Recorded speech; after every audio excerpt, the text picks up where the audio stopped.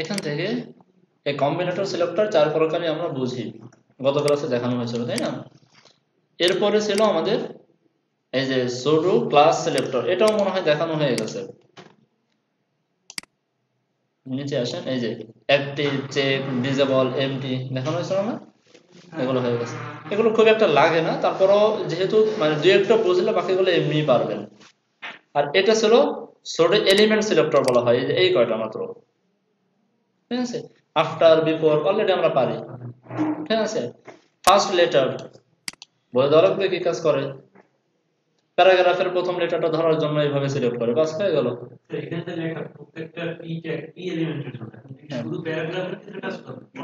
না না না, এই যে একটা উদাহরণ দিয়েছে, এই যে একটা উদাহরণ দিয়েছে না, এই উদাহরণটার এখানে মানে বলছে যে উদাহরণ মানে এই জিনিসটা করলে কি হবে তাই বলছে এখানে। ওই আপনার ওয়ার্ডের প্রথম লেটার কিন্তু সাইজ বড় করব, হ্যাঁ হ্যাঁ হ্যাঁ হ্যাঁ, এখন এটা কেউ ব্যবহার করে না, আগের কালের যুগে এটা ব্যবহার হতো। আগে দেখছেন না, আগের ম্যাক্সিমাম ওয়েবসাইটে বিশেষ করে ব্লগ সাইটে প্রথম অক্ষরটা এরকম বড় করে দিত, এরপরে ছোট হাতের। এখন দেখেন কোন ওয়েবসাইটে প্রচলন শেষ, দেখবেন কয়েকদিন পরে এই মানে সিলেক্টরটা উঠাই দেবে, ব্যবহার কেউ করে না, রেখে লাগবে। হ্যাঁ, প্রথমটা বড় হাতে দিত, এটা নতুন একটা প্রচলন ছিল। এখানে যেটা দেখতেছেন এটা হচ্ছে জাস্ট এইটাকে ব্যাখ্যা করছে, এক্সাম্পলটাকে ব্যাখ্যা করছে। যেমন পীর, না না না না না, যেখানে লেটার ধরার সম্ভাবনা মানে সম্ভব সেখানে লেখার ক্ষেত্রে অ্যাঙ্কর ট্যাগ হতে পারে, স্প্যান ট্যাগ হতে পারে, এলআই ট্যাগ হতে পারে, যা ইচ্ছা তাই হতে পারে। সিলেকশন দেখাইছি, নর্মালি যখন আমরা সিলেক্ট করি তখন একটা স্টাইল চলে আসে, কালার হয়ে যায় সাদা, ব্যাকগ্রাউন্ড কালার একটা চেঞ্জ হয়ে যায়। আমি চাচ্ছি সিলেক্ট করলে ভিন্ন একটা স্টাইল হবে, আমার মতো একটা স্টাইল হবে, এটা করার জন্য এটাও মনে হয় আর দেখানোর প্রয়োজন নেই, বুঝেন?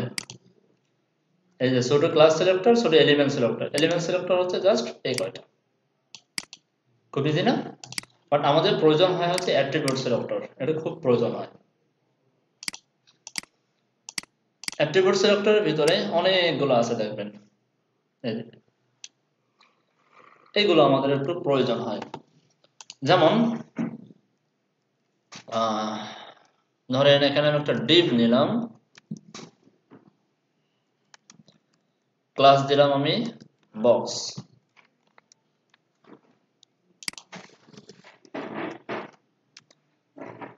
এখানে ইনস্টল করে ফেলি, আমি বাইরে যাচ্ছি না। উইথ করে দিই আমি 300 পিক্সেল, হাইট করে দিই 300 পিক্সেল, ব্যাকগ্রাউন্ড কালার করে দিই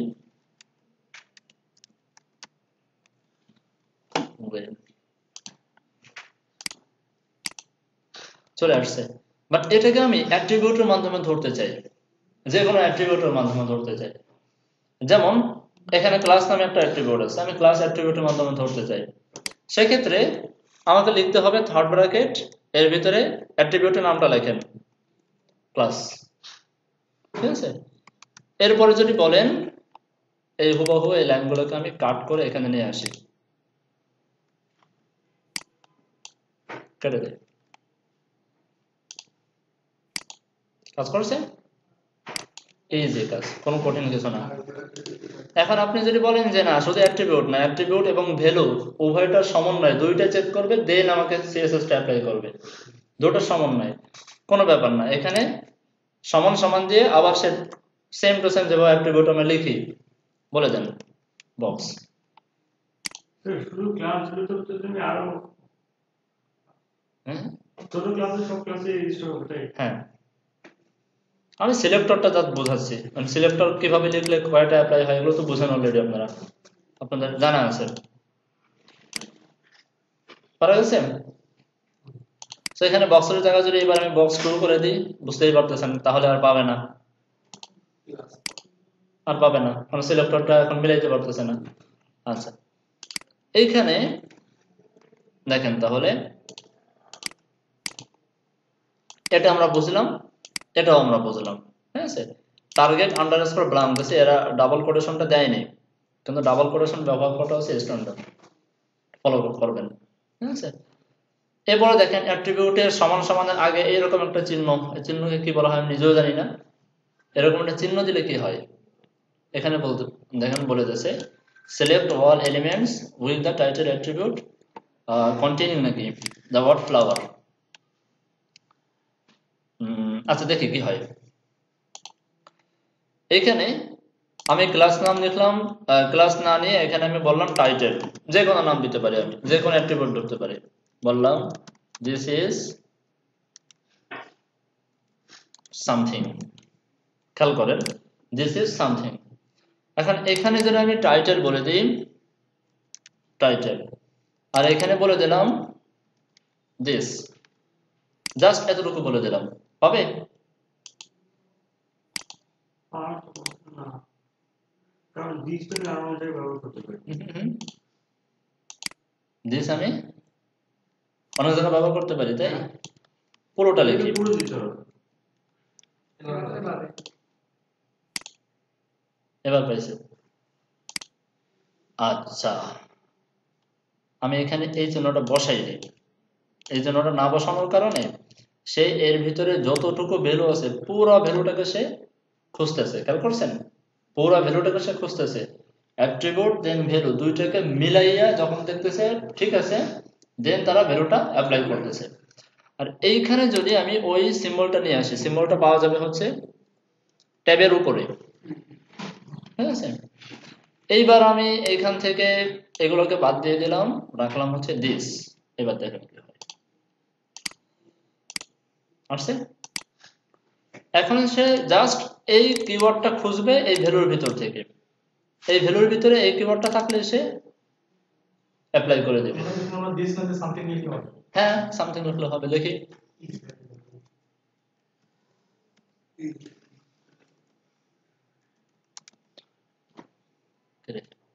আচ্ছা আচ্ছা ইজ লিখি,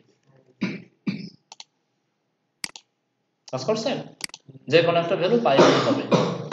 আচ্ছা এটা খুব একটা লাগে না, আমি আমার ব্যবহার তেমন প্রয়োজন হয়নি। এটা লাগে কোনটা? আচ্ছা যদি এইভাবে লেখেন একটা পাই চিহ্ন দিয়ে, এরকম সমান দাগ চিহ্ন দিয়ে যদি লেখেন, তাই বলে রয়েছে select all elements with the length attribute value starting with E N, মানে যেই ভ্যালুটা স্টার্ট হবে ইএন তে সেই ভ্যালুটাকে সে কাউন্ট করবে, বুঝতেই পারছেন? হ্যাঁ এরপরে যদি এই চিহ্নটা দেন কি হবে, select every elements whose href attribute value begins with https, একই কথা, এটাও যে কথা এটাও সে কথা, ক্লিয়ার? যার শুরুটা হবে আপনার https দিয়ে যার শুরু হবে, ট্রাই করে দেখে হয় কিনা। এই জিনিসটা লাগে, এটা আমি প্রায় ব্যবহার করার প্রয়োজন হয়। যেমন ধরেন এর একটা উদাহরণ দিই তাহলে বুঝতে পারবেন, যে আপনি কল lg4 কল lg6 ব্যবহার করতেছেন না, এখন আপনি বলে দিলেন সিএসএস করলেন যে কল lg8 এর মার্জিন বটম হবে 30 পিক্সেল। এখন লার্জ ডিভাইস থেকে যখন সে স্মল ডিভাইসে চলে আসবে বা মিডিয়াম ডিভাইসে চলে আসবে, তখন কি ক্লাসটা পাবে না? কল lg6 তো পাবে না, কারণ lg ব্যবহার করছি, ঠিক আছে? বাট আমি চাচ্ছি যেখানে কল কথাটা আছে ফার্স্টে, সেখানেই যেন মার্জিন বটম এটা পেয়ে যায়, বুঝতে পারছি? সে এলজি থাকুক এসএম থাকুক যাই থাকুক না কেন, প্রথমে কল থাকলেই যেন তার মার্জিন বটম 30 পিক্সেল পায়, সেক্ষেত্রে আপনি এটা ব্যবহার করতে পারেন। কিভাবে? আপনি এখানে বলে দিতে পারেন, প্রথমে তো আপনার সিলেক্টর আপনার মতো করে লিখবেন, দেন এখানে বলে দিবেন এই যে জিনিসগুলো করতেছেন এগুলো কি সব কমন হবে? ইচ্ছা কমনও রাখতে পারেন, এমনিও রাখতে পারেন। সো এখানে এই চিহ্নটা দেন, এই চিহ্ন আছে 6 এর উপরে, এখানে বলে দেন কল মার্জিন বটম 30 পিক্সেল। বিষয়টা বুঝতে পারছেন? এটা লাগে আমাদের প্রায়। এই কাজটা করতে পারলে দেখবেন আপনার আর কোনো ক্লাস নিয়ে আলাদা এক্সট্রা ক্লাস নিয়ে অত ঝামেলা করা লাগবে না। বোর্ড স্টাইলের অনেক ক্লাসগুলো ধরে ধরে আপনার মতো স্টাইল করতে পারতেছেন। আচ্ছা এরপরে এটা হচ্ছে তার উল্টা, এটার উল্টা, এটা হচ্ছে শুরুতে সে কল আছে কিনা খুঁজবে, আর যদি এখানে এই চিহ্ন না দিয়ে ডলার সাইন দেন তাহলে খুঁজবে হচ্ছে শেষে, একটা কিওয়ার্ডের শেষে এটা আছে কিনা। যেমন ধরেন আমরা ইমেজ ব্যবহার করতেছি, তাই ইমেজের যে আমরা href দিই, href এর ভিতরে তো লাস্টে আমরা এক্সটেনশন ব্যবহার করি .png বা .jpg, আপনি চাচ্ছেন যতগুলো .png আছে ততগুলো ব্যাকগ্রাউন্ড কালার এরকম হয়ে যাবে, ক্লিয়ার? তখন কি এই স্টেপের ভিতরে লিখে দেবেন, এখানে থার্ড ব্র্যাকেট দিবেন, এখানে বলে দেবেন এস রেফ সমান সমানের আগে একটা ডলার সাইন দিয়ে দেবেন, সমান সমান পিএনজি, ক্লিয়ার? মনে হয় একটু কঠিন মনে হচ্ছে, বাট কঠিন না। ব্যাকগ্রাউন্ড কালার একটা কালার দিয়ে দেন, ক্লিয়ার?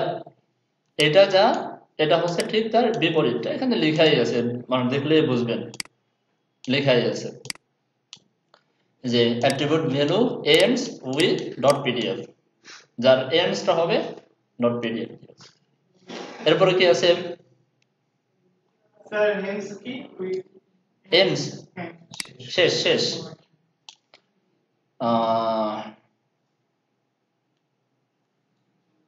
এটাকে আমি বুঝি নেই, এটা লাগে না বোধহয়। Select every element whose href attribute value contains the substring w3 schools.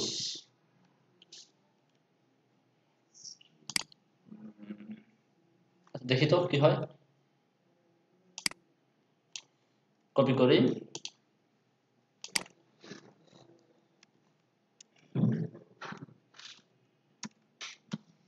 এখানে আমি করে দিলাম href, এখানে করে দিলাম আমি গুগল,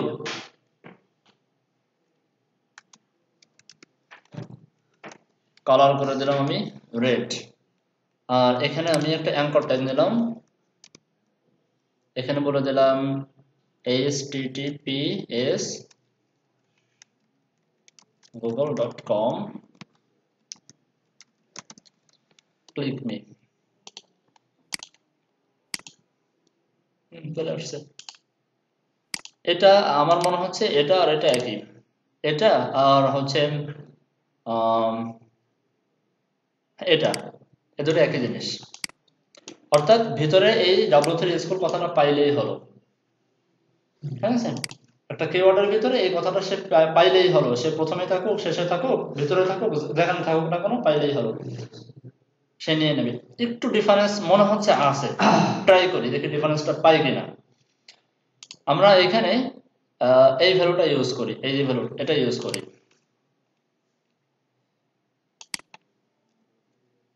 এটা ইউজ করি, দেখি আসে কিনা, সেভ করি, পাচ্ছে না।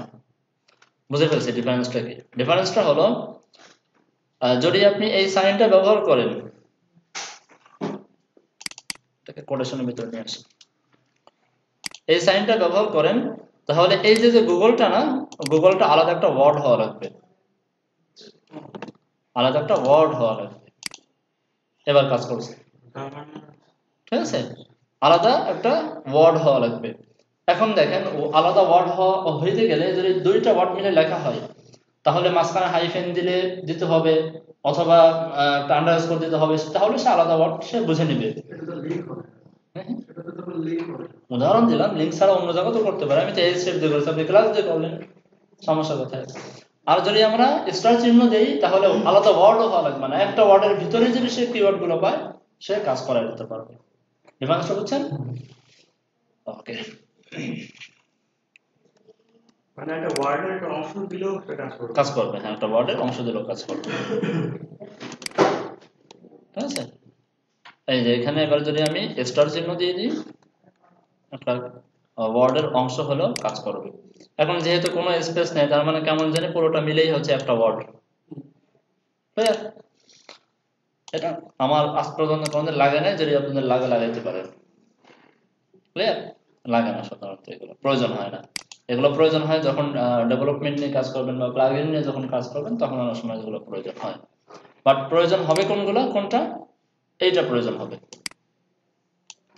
এইটা প্রয়োজন হবে, আর এইটা প্রয়োজন হবে, এই দুইটা, ঠিক আছে? একটা ক্লাসের প্রথম কিওয়ার্ড গুলো খোঁজার জন্য অথবা শেষের কিওয়ার্ড গুলো খোঁজার জন্য এই দুটো প্রয়োজন হবে। আর অ্যাট্রিবিউট এটা ব্যবহার করা যায়, যেমন দেখেন আমি কিছু উদাহরণ দিই, তাহলে আপনাদের বিষয়টা আরো ক্লিয়ার হবে। আমরা ওভারলে তৈরি করার জন্য কমন সিএসএস করছিলাম না, মনে আছে? ওভারলে তৈরি করার জন্য কমন সিএসএস করছিলাম। এই জিনিসটা আমি একটু অন্যভাবে করি। এখানে আমি একটা ডিপ নিলাম, নাম দিলাম আমি টেস্ট। এবার ওই টেস্ট ডিপটাকে আমি স্টাইল করি, ডট টেস্ট উইথ করলাম আমি 300 পিক্সেল, হাইট করলাম 300 পিক্সেল, ব্যাকগ্রাউন্ড কালার করলাম হালকাটা কালার দিয়ে।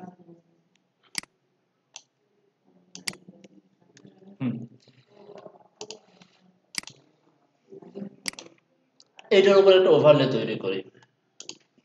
সো ওভারলের জন্য আমি এখানে একটা ওই যে তৈরি করছিলাম জাস্ট কাস্টম লিখে তৈরি করলাম, তখন বুঝে নিয়ে। সো এখানে কি তৈরি করতাম আমরা, উইথ করতাম, সরি এভাবে না, এখানে একটা বিফোর বা আফটার হবে।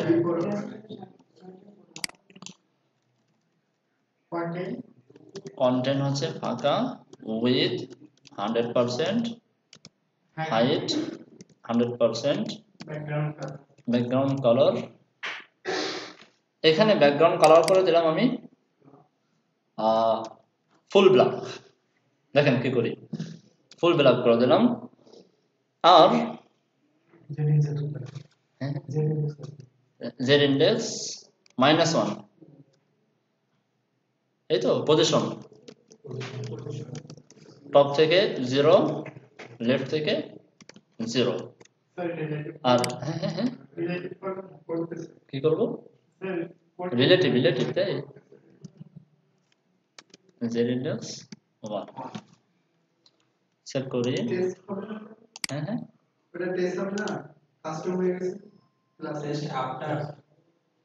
আচ্ছা, এই কাস্টমটা ব্যবহার করতে হবে।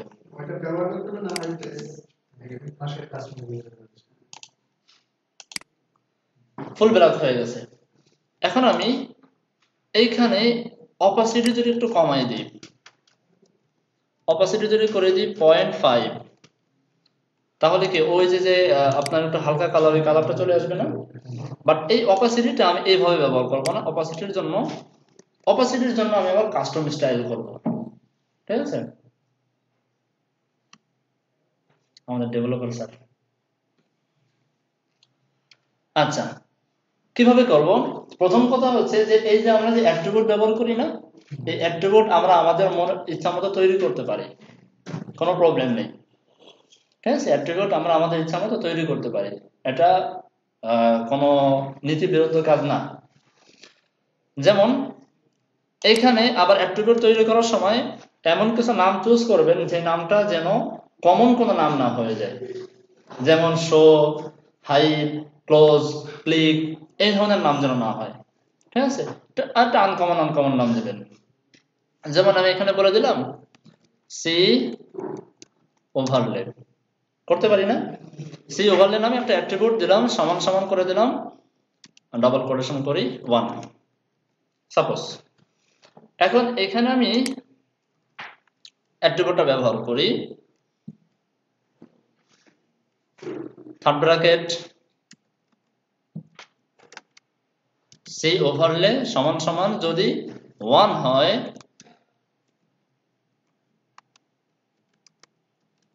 অপাসিটি হবে 0.1, হতে পারে?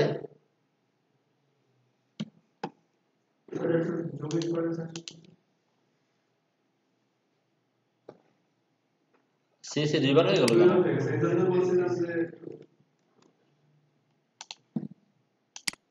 একটা সির মধ্যে হাইফেন হইছে আর ইকুয়াল হইছে।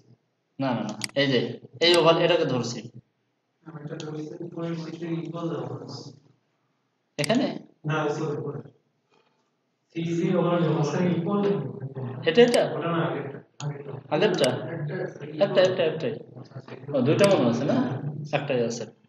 সো আমরা যদি এরকম কয়েকটা কাস্টম তৈরি করে রাখি, যদি এখানে 2 হয় তাহলে হবে 2, যদি এখানে 3 হয় তাহলে হবে 3, পারি না? পারি তো? আমার প্রয়োজন অনুযায়ী আমি এখানে 2 3 ইত্যাদি বসাই দেবো, 2 বসাই দিলাম, একটু বেড়ে গেল। যখন বড় বড় প্রজেক্ট নিয়ে কাজ করবেন তখন এগুলো লাগে, ঠিক আছে? কারণ বড় প্রজেক্টে এত পরিমাণ আপনার ম্যানুয়াল সিএসএস করাটা পসিবল হয় না। এখন এই সবগুলোকে কাস্টম করে রাখতে হয়। কাস্টম করে জাস্ট ফ্রন্ট পেজটা যদি রেডি করতে পারেন, আদার যে পেজগুলো সে পেজে কিছু করা লাগে না, সব তৈরি, সব কমন, ঠিক আছে? তো সেক্ষেত্রে এইরকম কমন ব্যবহার করতে হয়। বুঝতে পারছি? তো এইগুলো, এই আইডিয়াগুলো পাবেন কোথায়? এখন চলেন আইডিয়া জেনারেশনটা শিখি। এই আইডিয়াগুলো কোথায় পাবেন? আইডিয়া পাওয়ার জন্য একমাত্র পথ হচ্ছে থিম ফরেস্ট। থিম ফরেস্ট, ঠিক আছে? চলে যান থিম ফরেস্ট। আচ্ছা, একবারে আমি থিম ফরেস্টের পুরো কনসেপ্টটা বুঝাই দিই। থিম ফরেস্টটা হচ্ছে একটা রিসেলেবল মার্কেট প্লেস বলা হয়। অর্থাৎ একটা প্রোডাক্ট তৈরি করে আপনি এখানে রাখবেন, অ্যাপ্রুভ করাই দিবেন, আপনার প্রোডাক্টটা বারবার বারবার সেল হবে। তারা এখান থেকে 20% নিয়ে নেবে, আপনার যে বিক্রির পরে যে টাকাটা পাবেন 20% তারা নিয়ে নেবে, বাকি 80% আপনাকে দিয়ে দেবে, ঠিক আছে? আর এখানে যদি ভালো একটা ক্যারিয়ার করতে পারেন, খুবই মানে মজাদার ক্যারিয়ার হবে এখানে। কোনো চিন্তা নেই, কখন ইনকাম আছে আপনি নিজেও টের পাবেন না, ঘুমায় আছেন ইনকাম আছে। ক্লিয়ার? এটা করবেন। আর এখানে যে প্রজেক্ট আপলোড করব, ওই প্রজেক্টটা তো আমি অন্য কোথাও দিব। হ্যাঁ, দিতে পারবো না ভুল কথা, পারা যায়, না দেওয়াটা বেটার। কারণ কি বলা হয়, মানে মানুষ বিরুদ্ধাচরণ করার মানুষের তো অভাব নেই। বাই চান্স কেউ যদি একটু কোথায় দেয় যে এই প্রোডাক্ট কিন্তু অমুক জায়গা আছে, রিপোর্ট দিয়ে দিলেই কিন্তু আপনার অ্যাকাউন্ট ধরে ব্যান করে দেবে। এটা হচ্ছে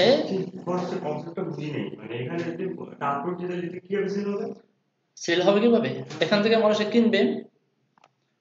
মানে আমি বক্সিং করে দেবো তো। হ্যাঁ হ্যাঁ হ্যাঁ, বুঝাচ্ছি আমি। ওয়ার্ডপ্রেস দেখানো লাগবে না, এটা আমি বোঝাই। ফার্স্টে একটু এতটুকু বোঝেন যে আমরা যে থিমটা এখানে, আমরা একটা আমাদের নিজেদের কনসেপ্টে একটা ওয়েবসাইট তৈরি করছি, নিজেদের পুরো নিজের কনসেপ্টে।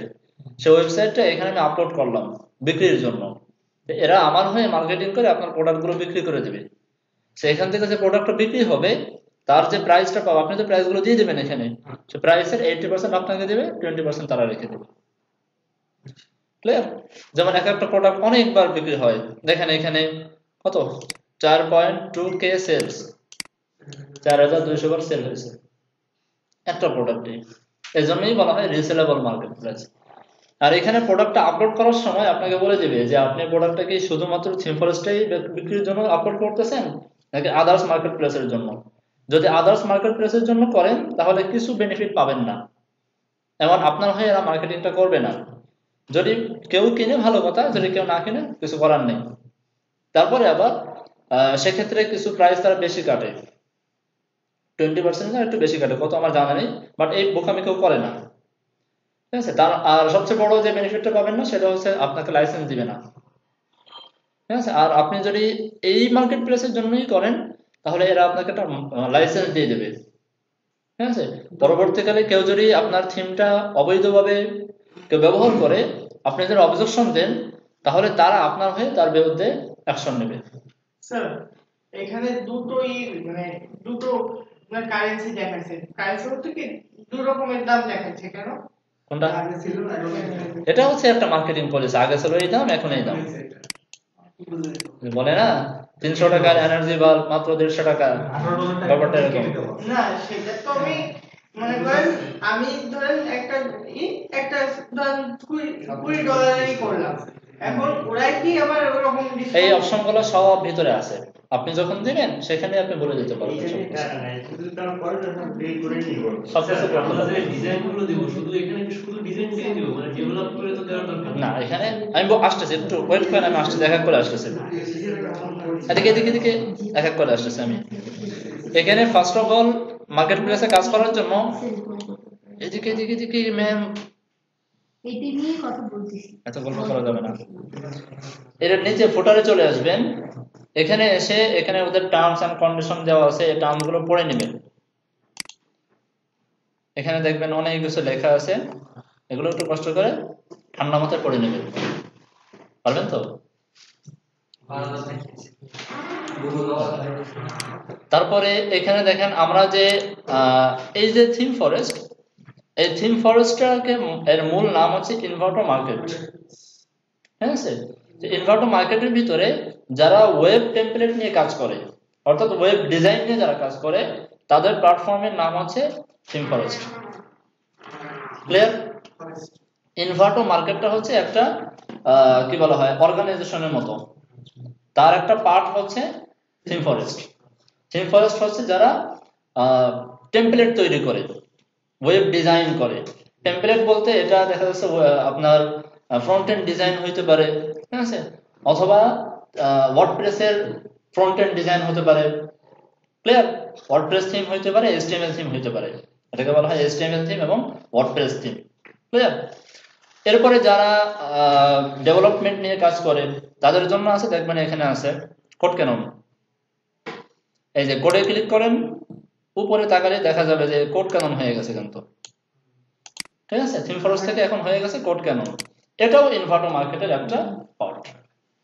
এরপরে যারা ভিডিও নিয়ে কাজ করে তাদের জন্য আলাদা, অডিওর জন্য আলাদা, গ্রাফিক্স নিয়ে যারা কাজ করে গ্রাফিক্স রিভার, এটাও ইনভার্টো মার্কেট প্লেসে। তবে আমরা থিম ফরেস্ট নামে সবকিছুকে থিম ফরেস্ট বলেই চিনি, সহজ কথায় পরিচিত হয়ে গেছে থিম ফরেস্টের জন্য। ঠিক আছে, ডেমো তৈরি করে কিভাবে থিম ফরেস্ট দেওয়ার জন্য নাকি ডেমো লাগে? ওয়েবসাইট তৈরি করে তার কি ডেমো দেওয়া লাগে থিম ফরেস্টে? ডেমো আসতেছে ওয়েট বলার পর যে প্রত্যেকটা জন্য আলাদা অ্যাকাউন্ট করা লাগে না, ইনভার্টো মার্কেটে অ্যাকাউন্ট করলে অ্যাকাউন্ট দিয়ে ট্যাক্স করে। এখন এখানে অ্যাকাউন্ট করলে অ্যাকাউন্টটা হয়ে যায় ইনভার্টো মার্কেট প্লেসে অ্যাকাউন্ট, আর ওই অ্যাকাউন্ট দিয়ে আমি সব কয়টা জায়গায় অ্যাক্সেস করতে পারবো। চাইলে আমি থিম আপলোড করতে পারবো, চাইলে অডিও ভিডিও আপলোড করতে পারবো, চাইলে গ্রাফিক্স আপলোড করতে পারবো, সবকিছু করতে পারবো। ঠিক আছে, ওকে। এবার চলেন থিম ফরেস্টের যদি থিম মানে আপনি আপলোড করতে চান, হ্যাঁ স্যার, থিম ফরেস্টটা আমরা কেন চুজ করি? এই ধরনের মার্কেট প্লেস অনেক আছে, বাট থিম ফরেস্টটা কেন চুজ করি? থিম ফরেস্টটা হচ্ছে এমন একটা মার্কেট প্লেস, আপনি থিম ফরেস্টে একটা থিম অ্যাপ্রুভ করাইতে পারলে আপনার নামের শেষে আপনার সিভিতে একটা কিওয়ার্ড যোগ হয়ে যাবে, সেটা হচ্ছে থিম ফরেস্ট অথর। থিম ফরেস্টে যদি আপনার প্রোডাক্ট থাকে তাহলে বলা হয় থিম ফরেস্ট অথর। এই যে একদম নিচে গেলে দেখবেন লেখা আছে কোথায় যেন থিম ফরেস্ট অথর, এই যে অথরস। ঠিক আছে, থিম ফরেস্ট অথর হওয়ার জন্য কি কি এখানে গেলেই বুঝতে পারবেন। আপনার থিম একটা অ্যাপ্রুভ হয়ে গেলে আপনি থিম ফরেস্ট অথর। আর সিভির ভিতরে যদি থিম ফরেস্ট অথর কথাটা চলে আসে, ঠিক আছে, তাহলে ধরে নেন যে শতকরা প্রায় 80% আপনার ইন্টারভিউতে আপনার ইন্টারভিউ দেওয়াই লাগবে না, ইন্টারভিউ দেওয়াই লাগবে না, শুধু দেখে যে থিম ফরেস্ট অথর, এমনিতেই আপনি চান্স পেয়ে যাবেন। হ্যাঁ স্যার, কারণ থিম ফরেস্টটা এত পপুলার মার্কেট প্লেস এবং চুলচেরা বিশ্লেষণ করে এখানে প্রত্যেকটা থিম। চিরুনি অভিযান বুঝেন, পুরো চিরুনি অভিযান চালায়, সেকে সেকে নেয় এখানে প্রচুর পরিমাণে। এখানে একটা থিম অ্যাপ্রুভ হওয়া মানে হচ্ছে আপনার কোড 100% গ্রান্টেড, কোনো ঝামেলা নেই। স্যার যদি মনে করেন যে প্রথম আসছে, ও দিল, ওর প্রথম ডিজাইনটা অ্যাপ্রুভ হলো না, তার কি ওর অ্যাকাউন্টটা ব্যান্ড হয়ে যাবে নাকি রিস্ক কমে যাবে? একটু ওয়েট আমি আসতেছি, ওয়েট। সো বুঝতে পারছেন থিম ফরেস্টের চাহিদা বা থিম ফরেস্টের মূল্যায়নটা তো বুঝছেন। আচ্ছা, এখন কথা হচ্ছে যে থিম ফরেস্টের থিম অ্যাপ্রুভ করানোর জন্য আমাদের কোড কোয়ালিটি কেমন হওয়া লাগবে বা আমাদের থিমটা কেমন হওয়া লাগবে। আমাদের থিমটা হইতে হবে ইউনিক, প্রথম শর্ত ইউনিক হওয়া লাগবে, ঠিক আছে। বাট এই ইউনিকটা কেউ করে না। ক্লিয়ার? মনে করেন আপনি হসপিটাল রিলেটেড একটা ওয়েবসাইট করবেন, সব হসপিটালে তো কমন জিনিসই থাকে, তাই না? এমন না যে এক হসপিটালে আলাদা জিনিস আর এক হসপিটাল সবই তো এক, তাহলে ডিজাইনের ভিতরে কিছুটা ওই কমন চলেই আসে।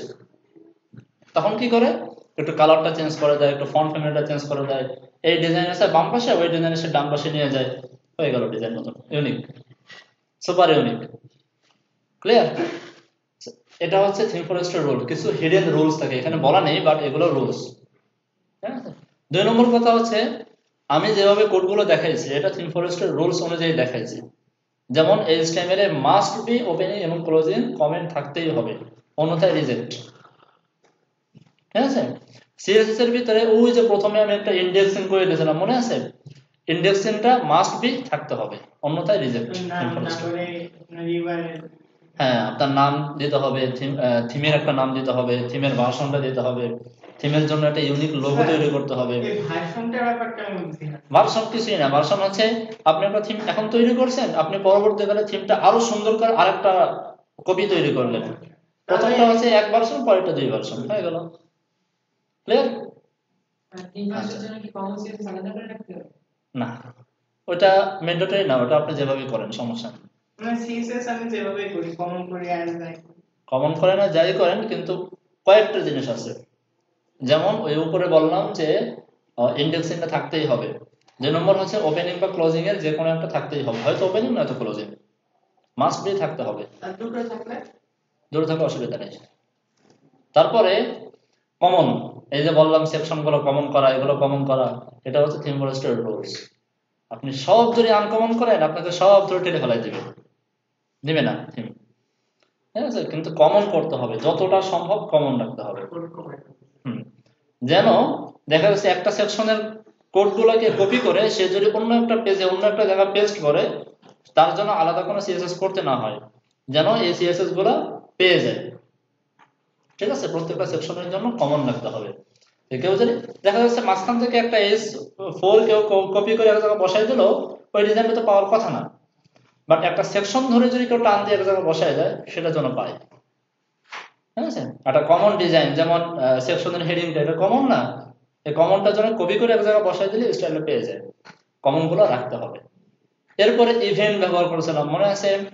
ক্লিক ইভেন্ট, তারপরে হোভার ইভেন্ট, জাভাস্ক্রিপ্ট যে করে এই যে কোয়ারিতে এই ইভেন্ট গুলা এইভাবে খোলামেলা লেখা যাবে না, প্রত্যেকটাকে ওয়ান ইভেন্টের মাধ্যমে বাইন্ড করে লিখতে হবে। ওয়ান, দেন ফার্স্ট ব্র্যাকেট, তার ভিতরে কোটেশনের ভিতরে ইভেন্টের নাম, কমা, ফাংশন, এভাবে লিখতে হবে। মনে আছে যে দেখাইছিলাম? এটা হচ্ছে থিম ফরেস্টের রুলস। থিম ফরেস্ট এটা করতে হয়, এছাড়া আর কোনো রুলস নেই। এরপরে যখন আপনি ফাইনালি আপনার ডিজাইনটা ফুল হয়ে যাবে, তখন আপনাকে কিছু কাজ করতে হয়। 1 নম্বর কাজ হলো একটা ডকুমেন্টেশন তৈরি করতে হয়। ডকুমেন্টেশন মানে হচ্ছে আমি দেখাই। তাহলে যে কিনবে তাকে কি দিবে মূলত? আমরা যে কোড করবো সেই কোডটা দেবে না, ডকুমেন্টেশন সহ সব আচ্ছা, দেবে? ভালো একটা প্রশ্ন করছেন। তো সে পাবে হচ্ছে, মেইন জিনিসটা সেটা করে রাখলাম আমি, এটাই মনে হয় না, সে পাবে হচ্ছে এই মূল ওয়েবসাইটটা পাবে, ডকুমেন্টেশনটা পাবে। আমার কাছ থেকে এই 2টা জিনিস পাবে, আর থিম ফরেস্ট তার পক্ষ থেকে একটা লাইসেন্স দিয়ে দেবে। মোট 3টা জিনিস পাবে। তো স্যার উপরে ওই ডেমোটা কিসের? ডেমোটা হচ্ছে আমরা যে ওয়েবসাইটে ডিজাইন করছি সেই ডিজাইনটা, যেটা আমরা প্রিভিউ আকারে দেখাচ্ছি। এতটুকু মাথায় রেখে আমি বিস্তারিত দেখাচ্ছি। আর এটা হচ্ছে আমার মূল সাইট, যেটা আমার থিম ফরেস্টে বিক্রি করবো, যেটা এটা ওপেন করেন। দেখেন এখানে কোথাও কোনো ইমেজ নেই, আচ্ছা কাস্টমাইজ করে দেব। এখানে ইমেজ গুলো কিছুই নেই, এগুলোকে বলা হয় থাম্বনেইল ইমেজ। কোথাও কোনো ইমেজ নেই। এই থাম্বনেইল ইমেজ তৈরি করার জন্য ওয়েবসাইট আছে, ওয়েবসাইটের সাহায্য নেব, একটু পরেই দেখাচ্ছি ওয়েবসাইটটা, আপাতত এতটুকু মাথায় রাখেন। ক্লিয়ার? আচ্ছা, আপনারা যে কাজটা করবেন, আজকে গিয়েই থিম ফরেস্টে একটা অ্যাকাউন্ট করে ফেলবেন। ঠিক আছে? থিম ফরেস্টে অ্যাকাউন্ট করলে খুব একটা ক্ষতি নেই, এটা জিমেইল অ্যাকাউন্টের মতো। স্যার যদি আমি ধরেন অনেকদিন থিমকে আপলোড দিলাম না, কিছু করলাম না, ওই আমার ওয়েবসাইট 2 বছর আগে করা, এখনো থিম আপলোড করিনি, ভয় নেই। মানে 4 বছর আগে করছি। হ্যাঁ, কারণ কি, বেনিফিটটা কি পাবেন? বেনিফিটটা হচ্ছে যদি আপনি থিম ফরেস্টে একটা অ্যাকাউন্ট করেন, যে ইমেইল অ্যাকাউন্ট করবেন, ওরা সেখানে কিছু ওদের মেইল পাঠাবে আপনাকে। তার ভিতরে কিছু মেইল এরকম থাকবে যে তারা কিছুদিন পর পর কিছু ফ্রি থিম ছাড়ে। তাদের মার্কেটিং পলিসি এটা, যে মার্কেটিং করার জন্য কিছু থিম ফ্রি দেয়, তারা ভালো ভালো থিম দেয়, থিম ফরেস্টের অ্যাপ্রুভড থিম দেয়। এই থিমটা দিয়েই তারা 24 ঘন্টা, কোনোটা 12 ঘন্টা, কোনোটা 8 ঘন্টা, কোনোটা এমন আছে 6 ঘন্টা 6 ঘন্টা টাইম দিয়ে দেয়। 6 ঘন্টার ভিতরে এগুলো ফ্রি থাকবে, এরপরে আবার প্রিমিয়াম হয়ে যাবে। তো ওই মেলগুলো আপনি পাবেন, যখন মেলটা পাবেন তখনই থিমটা ডাউনলোড করে রাখবেন। তারপর ওইটা দেখে দেখে ওইখান থেকে হ্যাঁ, যেমন আমি বেশ কিছু ডাউনলোড করে রাখছি, এখন ওদিকে ঢোকার সময় হয় একটু কম, তারপরেও করে রাখছি অনেকগুলা। দেখেন অনেক কিছু পাবেন, সবকিছু পাবেন, এগুলো সব থিম ফরেস্ট এখানে নামানো। HTML এর ভিতরে এগুলো আমি পাইছি। এই যে দেখেন থিম ফরেস্টটা যখন ডাউনলোড করছি তখন আমাকে এটা তারা দিয়ে দিয়েছে, এই ফোল্ডারটা যে আকারে দিয়েছে।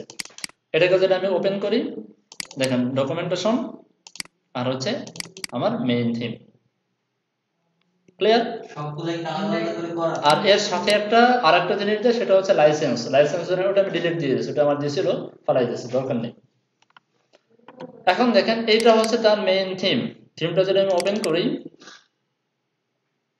কোথাও কোনো ইমেজ আছে? কোথাও কোনো ইমেজ নেই। স্যার এখানে তো ইমেজ নাই, কিন্তু আগের যে থিমগুলো দেখাইছিলেন সেগুলো তো ছিল। কোথায়? থিম ফরেস্টে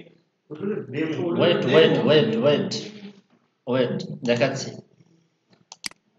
এরপরে এই যে ছিল আমার ডকুমেন্টেশন, এই যে ডকুমেন্টেশন খুব ইজি, এক পেজে একটা ডকুমেন্টেশন।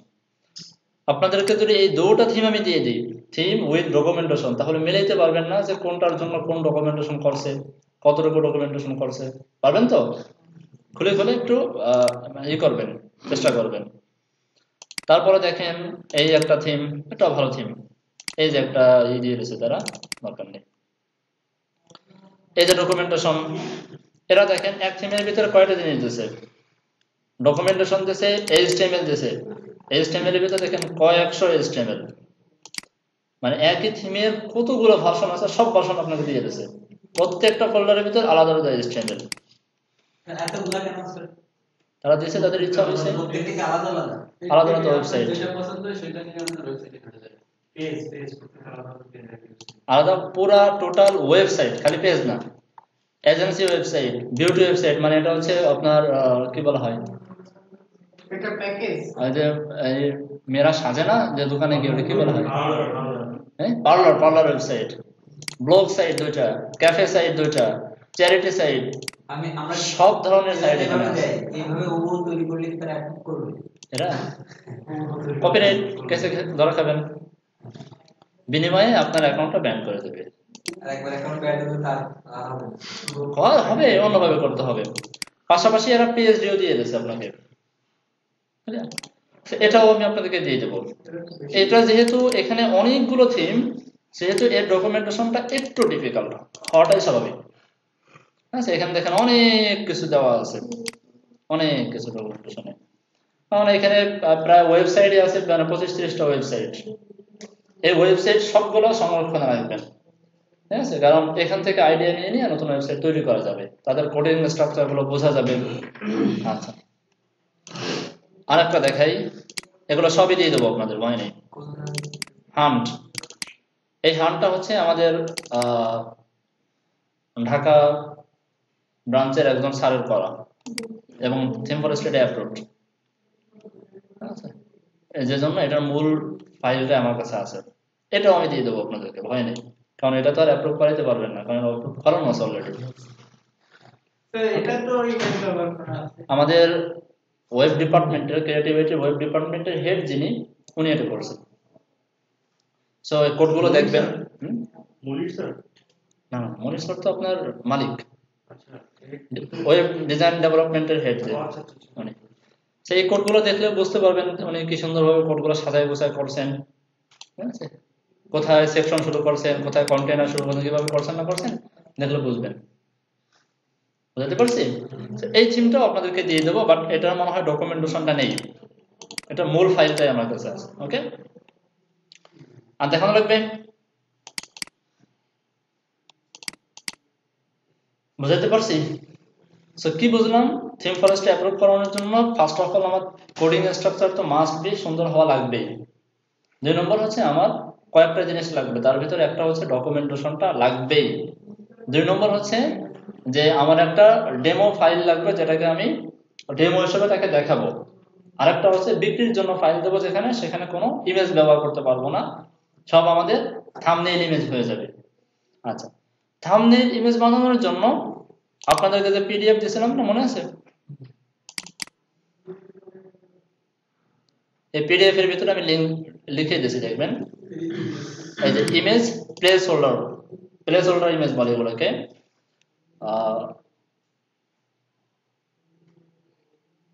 আচ্ছা, এই যে এই ওয়েবসাইটটার ভিতরে ঢুকবেন, ঢোকার পরে ব্রাউজ করে আপনার ইমেজটাকে ধরাই দেবেন, যে কোনো একটা ইমেজ ধরাই দেন। একত্রে যদি সবগুলো ইমেজ রাখতে চান তাও রাখতে পারেন, কোনো অসুবিধা নেই। তার মানে হচ্ছে ওই ইমেজের সাইজ অনুযায়ী আমাকে একটা থাম্বনেল দিয়ে দেবে। এবং এই ওয়েবসাইটটা অনেক ভালো লাগে আমার কাছে, কারণ হচ্ছে তারা ইমেজের নেমগুলোও চেঞ্জ করে না। আপনি জাস্ট কপি করবেন, কপি করে পেস্ট করে রিপ্লেস করে দেবেন, দেখবেন অটোমেটিক্যালি সব ইমেজ চলে গিয়ে থাম্বনেল হয়ে গেছে। অটোমেটিক ডাউনলোড হয়ে যাবে। এই যে এখান থেকে ডাউনলোড করবেন। রিপ্লেস হবে।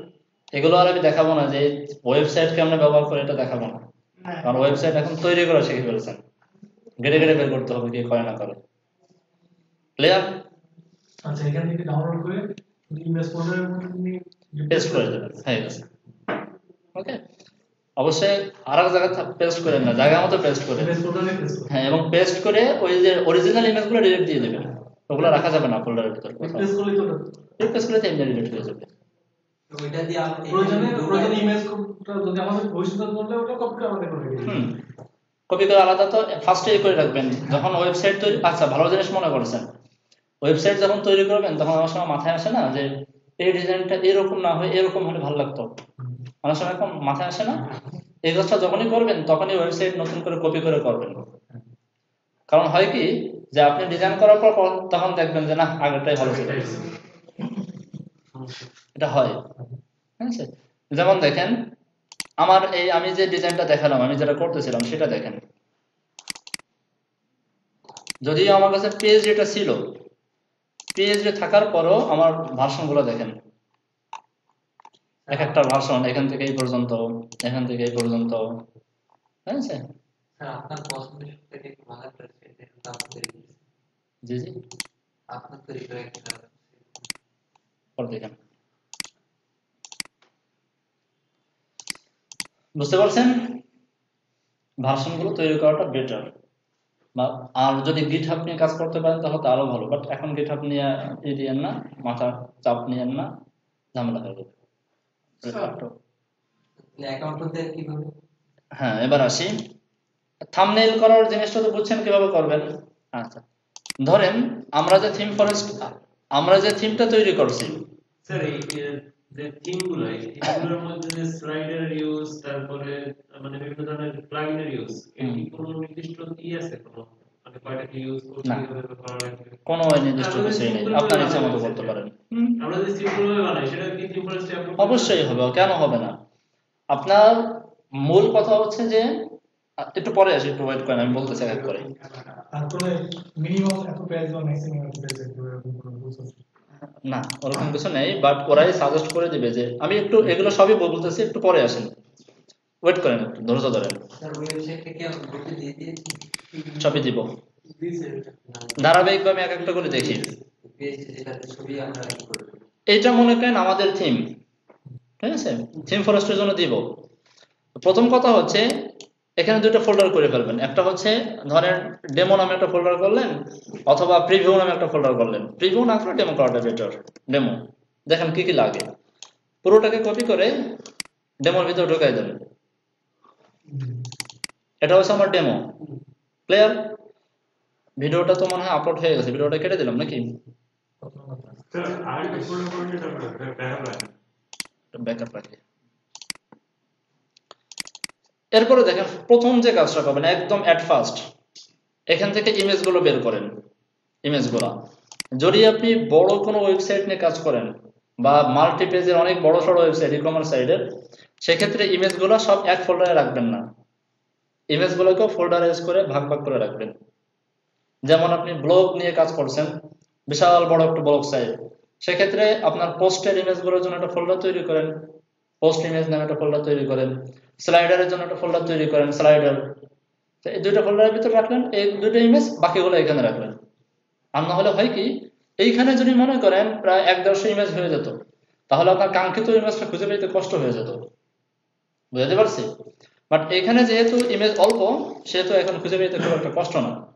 আবার ইমেজ অল্প, ইমেজ 25-30টা, ফোল্ডার পার্সেন্ট 22টা, তখন কিন্তু আর এক ঝামেলা।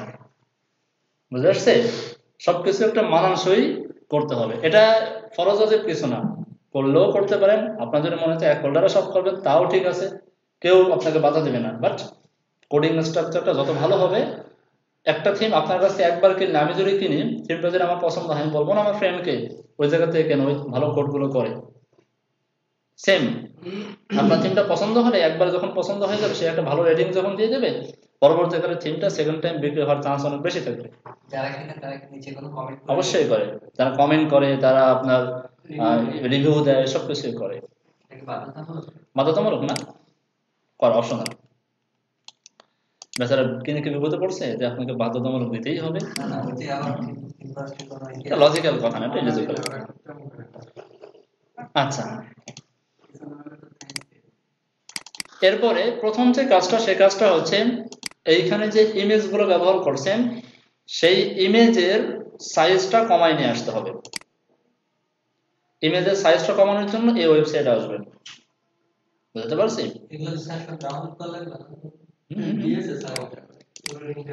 এই যে ইমেজগুলা, এই ইমেজগুলোকে ধরবেন, অল্প অল্প করে ধরেন, 20টার উপর ধরা যায় না।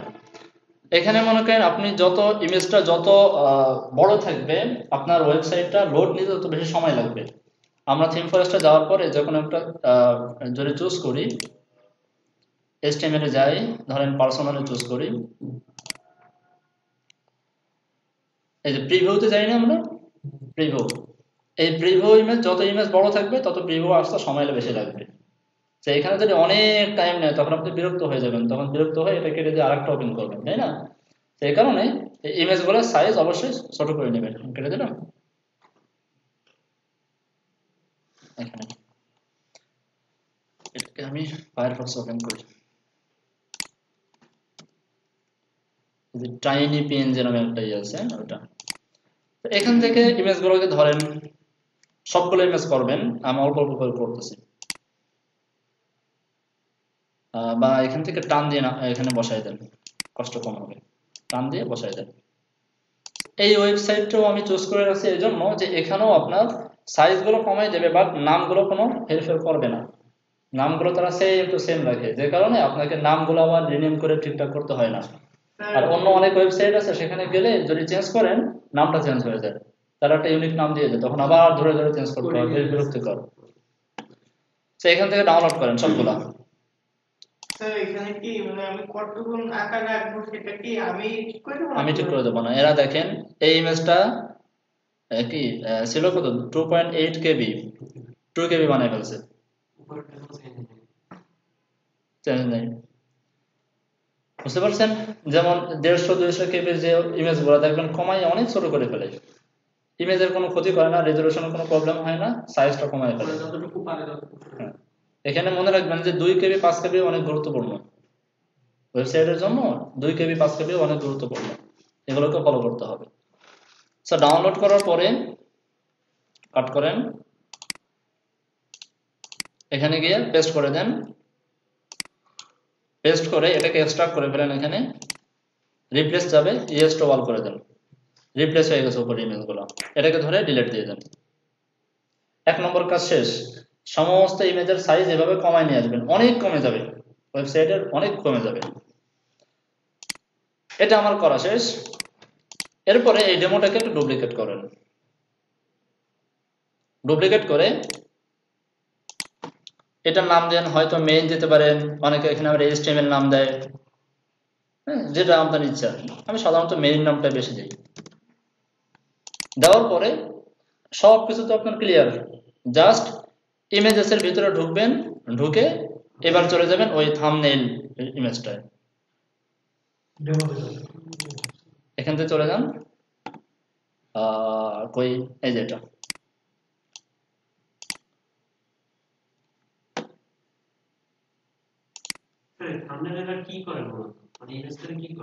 ইমেজটা কেটে দিয়ে ইমেজ যতটুকু ভিতরে তার সাইজটা বসায় দেয়। কিছু ব্যাকগ্রাউন্ড এখন দরকার। স্যার আরেকটা জিনিস, এই যে মানে ডেমোর জন্য যে ইমেজগুলো লাগবে আমাদের, বা যে সাইজ মতো আমরা ওয়েবসাইট বানাবো, সেই সাইজের ইমেজ বা ওই বানানোর সময় ওই ওয়েবসাইটের ইমেজগুলো পাবো কোথায়? আমি এদিকে আসতেছিলাম, একটু ওয়েট, ধৈর্য, আসতেছে। So, এখান থেকে ইমেজগুলো ধরেন, প্রত্যেকটা ইমেজ ধরে ধরে আমি অল্প কটা করে দেখাচ্ছি, প্রত্যেকটা ইমেজ ধরে ড্রাগ ড্রপ করেন, এখানে একসাথে করে একবারে সব দেওয়া 20টা বেশি দেওয়া যায় না, আগেরটা কি একবারে 20টা করছিলেন নাকি? আমি অল্প কটা করছিলাম, 4-5টা, একবার 20টা করা যায়। ডাউনলোড করেন,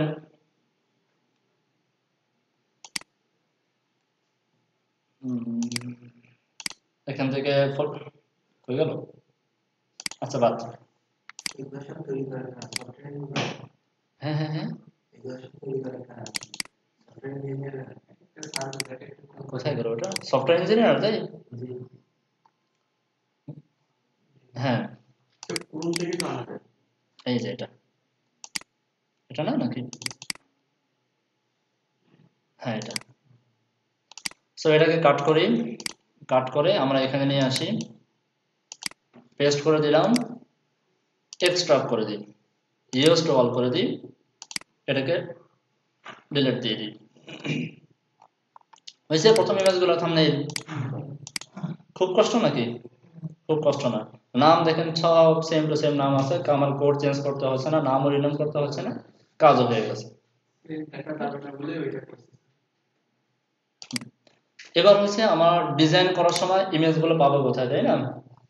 আচ্ছা, এখানে pixels.com নামে একটা ওয়েবসাইট আছে। এটা কি স্যার আমাদের ওই জায়গায় আছে লিস্টে? আছে। আপনারা এটাকে দেখেন নাই মনে হয়, পিডিএফটা ভালো করে দেখেন নাই না? মানে উপরে হেডলাইন গুলো পড়ছে কিন্তু ওয়েবসাইটে ঢুকে দেখি। দরকার এই যে ইমেজ সাইজ কন্ট্রোল, গ্রেডিয়েন্ট কালারের জন্য। আচ্ছা যাই হোক, গুগলে গিয়ে সার্চ দিবেন হচ্ছে stock photo, free stock photo লিখে সার্চ দেবেন। এই যে এখানে লেখা আছে ফ্রি স্টক ফটো লিখে সার্চ দেবেন, অসংখ্য ওয়েবসাইট পেয়ে যাবেন। ঠিক আছে, অনেক ওয়েবসাইট পেয়ে যাবেন। ওয়েবসাইটে যাওয়ার পরে ধরেন আমি পিক্সেলসের ভিতরে ঢুকছিলাম, ওয়েবসাইটে যাওয়ার পরে প্রথম যে জিনিসটা দেখবেন, এটা প্রথম কাজ করতে গিয়ে এটা আপনাদের করতে হবে। এরপরে আপনারা নিজেরাই আপনার মুখস্থ হয়ে যাবে, সেকেন্ড টাইম আর খাওয়া লাগবে না, আপনারা নিজেরা বুঝবেন। সেটা কি করবেন? লাইসেন্সে ঢুকবেন। ঠিক আছে, অবশ্যই এটা করবেন যদি আপনি থিম ফরেস্ট বা এই ধরনের মার্কেট প্লেস নিয়ে কাজ করতে চান। সেক্ষেত্রে লাইসেন্সে ঢুকে এখানে পড়ে নেবেন যে এখানে কি কি করা যাবে, কি কি করা যাবে না। সাধারণত লাইসেন্স হয় 3 প্রকার, এই প্রোডাক্টের লাইসেন্স হয় 3 প্রকার। একটা হচ্ছে ফ্রি, আর আরেকটা হচ্ছে প্রিমিয়াম, আরেকটা হচ্ছে প্রিমিয়াম বলে অনেকে। প্রিমিয়াম ঠিক আছে, একসাথে একসঙ্গে বলে। আচ্ছা, ফ্রি তো বুঝেন, ফ্রি ফ্রি মানে হচ্ছে সেটা আপনাকে একদম দিয়ে দেবে, আপনার তাই নিয়ে যা মনে হচ্ছে তাই করতে পারবেন, আপনার ইচ্ছা যা খুশি তাই করতে পারবেন। প্রিমিয়াম মানে টাকা দিয়ে কিনতে হবে, টাকা দিয়ে কেনার পর যা খুশি করতে পারবেন। আর প্রিমিয়াম যেটা বলে সেটা হচ্ছে আপনাকে ফ্রি দেবে, বাট তাদের কিছু শর্ত আছে। কি শর্ত? আপনি যে ওয়েবসাইটে সেটা ব্যবহার করবেন, সেই ওয়েবসাইটে কোথাও না কোথাও এই ওয়েবসাইটের নামটা লিখে দিতে হবে যে আমি কিন্তু অমুক ওয়েবসাইট থেকে নিয়েছি। লাইসেন্সও না, তার নাম লিখতে হবে। এটা না লিখলেও কোনো প্রবলেম হয় না, বাট না লিখলে যদি সে কমপ্লেন করে দেন প্রবলেম হয়। ঠিক আছে, বাট কেউ কমপ্লেন করতে যায় না, বাট সতর্ক থাকা ভালো। যদি কেউ করে দিল তখন কি করবেন? দেখা যাচ্ছে একটা ছবি, সেটা তেমন একটা পপুলারিটি ছিল না, হঠাৎ করে তার একটা পপুলারিটি বেড়ে গেল, আপনি তো ব্যবহার করে বসে আছেন, সে কমপ্লেন দিয়ে দিল যে ছবিটা আমার, সে কোনো মানে এটাকে বলা হয় ব্যাক কি না কি যেন বলা হয়, ব্যাকলিঙ্ক বলা হয়, ব্যাকলিঙ্ক। সে আমার কোনো ব্যাকলিঙ্ক ব্যবহার করেনি, সেক্ষেত্রে প্রবলেম হয়। এক্ষেত্রে একদম আপনার ওয়েবসাইটে রিজেক্ট করে দিবে না, আপনাকে বলবে যে ব্যাকলিঙ্ক ঢুকাও, একটা এরর দিবে, একটা সাবধানবাণী দিয়ে দেবে। ঠিক আছে, আর প্রিমিয়াম তো বুঝতেই পারছেন, যদি কোনোভাবে ম্যানেজ করে ব্যবহার করে ফেলেন ধরা খেলে কিন্তু খবর আছে। আচ্ছা, এইটা কি? এখানে দেখেন এই যে all photos and video on Pexels are free to use. ঠিক আছে, এখানে বলা হয়েছে অ্যাট্রিবিউট ইজ নট রিকোয়ার্ড। এই অ্যাট্রিবিউট মানেই হচ্ছে ওই ব্যাকলিঙ্ক। ঠিক আছে, ব্যাকলিংকে কেউ অ্যাট্রিবিউট বলা হয় বলে, কেউ ব্যাকলিংক বলে, কেউ লিংক বলে, কেউ লাইসেন্স বলে, যে নামে বলুক না কেন আপনারা বুঝে নেবেন। যদি বলে ফ্রি, কিন্তু যদি বলে যে এখানে লাইসেন্স ইজ রিকোয়ার্ড, লাইসেন্স বলবে না, হয়তো বলবে ব্যাকলিংক অথবা অ্যাট্রিবিউট বলে সাধারণত, তাহলে বুঝে নেবেন যে আপনাকে একটু ব্যাকলিংক ব্যবহার করতে হবে। তো ওগুলো এড়াই চলবে, ছবির অভাব নাই, দুনিয়া অনেক আছে, দরকার নেই। এরপরে এখানে বলছে যে you can modify the photo হাবি জাবি, আপনার যা মনে হচ্ছে তাই করতে পারেন, কেউ আপনাকে ঠেকাবে না। তাহলে বুঝতে পারছেন এই পিক্সেলস এর ইমেজ গুলো, ফটোগুলো ব্যবহার করাটা 100% নিরাপদ। ঠিক আছে, এবার আপনি এখানে সার্চ দেন। স্যার এখান থেকে তাহলে প্রিমিয়াম আর হলো আপনার ব্যাকলিংকের ফটোগুলো ব্যবহার করা যাবে না। হ্যাঁ, ওই দুটো ব্যবহার না করা বেটার। এখানে যে কোনো একটা ইমেজের উপর ক্লিক করেন, এখানে ক্লিক করে ডাউনলোড হয়ে যাবে। আর রাইট সাইডে ক্লিক করলে এর অনেকগুলো ভেরিয়েশন পাবেন। আপনি যদি চান আপনার নিজের মন মতো একটা সাইজ দিয়ে ব্যবহার করবেন, এখানে লিখে দেন 100 উইথ 100 হাইট, ডাউনলোডে ক্লিক করেন, 100 উইথ 100 হাইটে ইমেজটা ডাউনলোড হয়ে যাবে। এতে ইমেজের কোয়ালিটির কোনো সমস্যা হবে না? কোয়ালিটির সমস্যা হবে না, কেটে এরকম ছোট হয়ে যাবে, মাঝখানে টুকু দেখাবে, চেপে যাবে। চেপে যাবে না, কেটে যাবে, সাইড দিয়ে কেটে যাবে, কেটে ফেলে দেবে। কভারটা যেরকম কাজ করে। হ্যাঁ হ্যাঁ হ্যাঁ হ্যাঁ, একটা মানে মানুষের ছবি দেখবেন, কাটা ছোট করবেন, তার পেট টুকু দেখা যাবে, সাইডে কিছুই দেখা যাবে না। রেশিও দিয়ে কাটবে। রেশমে দিয়ে কাটবে। আচ্ছা, বুঝে ফেলছেন এটা। আর এটা আমি ব্যবহার করি এই কারণে যে এখান থেকে আমি আমার ইচ্ছা মতো সাইজ নিয়ে ডাউনলোড করতে পারি। আর আদার্স অন্যান্য ওয়েবসাইট সেখান থেকে ডাউনলোড করলে আপনাকে ফটোশপ দিয়ে সাইজটা করে নিতে হয়। এজন্য এটা ব্যবহার করাটা অনেক শান্তি, মজা আছে। এখানে ভিডিও, আমরা এখান থেকে শুধু ফ্রিটা ব্যবহার করব, মানে free। এখানে সব ফ্রি, এই ওয়েবসাইটে সব ফ্রি, পিক্সেলস ওয়েবসাইটে সবই ফ্রি। অন্যান্য ওয়েবসাইটে কিছু স্যার এখান থেকে ধরেন আমি একটা মানে ব্যবহার করলাম ফটো, এখন সেই একই ফটো ব্যবহার করে আরেকজন করলো, কোনো অসুবিধা নেই, এরপর দুইজনের যদি ইসে যায় মানে একসাথে থিম ফরেস্টে যায়, কোনো অসুবিধা না। আছে এরকম শত শত আছে, একটা দুইটা না, শত শত আছে। কোড দেখবে না সবকিছু। কোড দেখুন, আপনার ইমেজ, এখানে ইমেজ থাকলে কোনো অসুবিধা নেই। এখন কথা হচ্ছে যে তারা আপনাকে ইমেজ গুলো দিচ্ছে ফ্রি, ঠিক আছে, তারা কোনো ব্যাকলিংক, ঠিক আছে, চাচ্ছে না, দিতে বলতেছে না। বাট উত্তম কাজ হচ্ছে অবশ্যই তাদের একটা ব্যাকলিংক দিয়ে দেওয়া। ব্যাকলিংক কোথায় দেয়? আর ব্যাকলিংকটা দিবেন কোথায়, সেটা হচ্ছে প্রশ্ন। এতটুকু তো বলছেন, লাইসেন্সিং বিষয়টা বুঝছেন। এবার চলেন আমরা মেইন পয়েন্টে চলে যাই।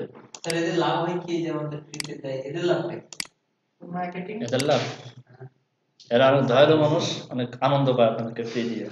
না, তো বিভিন্ন ফটোগ্রাফার অনেক ছবি তুলে আচ্ছা, থাকে, আচ্ছা, এই বলছি। বিভিন্ন marketing। এই খায় তারপরে একটা ভিডিও করে। আছে আছে, এদের লাভ আছে অনেক, ওটা পরে এক সময় আলোচনা করা যাবে।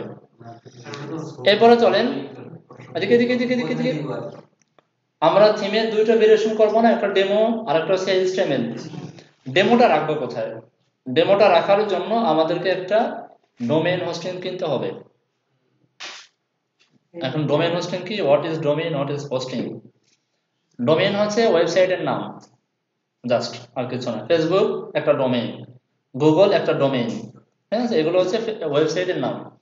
আর হোস্টিংটা হচ্ছে অনলাইনের একটা হার্ড ড্রাইভ, একটা এমন একটা হার্ড ড্রাইভ যে হার্ড ড্রাইভটা 24 ঘন্টা অনলাইনের উপরে থাকে, আপনি যে কোনো সময় চাইলে সেখান থেকে অ্যাক্সেস করতে পারেন। এটা হচ্ছে হোস্টিং, সহজে বোঝাই দিলাম, ক্লিয়ার? এই ডোমেইন হোস্টিং কিনতে হয়। স্যার এই ডোমেইন কিন্তু ধরেন এগুলো কিনে আবার বিক্রি করা যায় ডলারের মতো। কিনবেন, বিক্রি করবেন, আপনার তো দিয়ে দিতে হবে কিনবেন, সমস্যা, আমি মার্কেটিং করে দেবো আপনাকে, ভয় নেই। এখন কথা হচ্ছে ডোমেইন হোস্টিংটা কিনতে হবে আপনাকে, এটা এতটুকু তো বুঝছেন।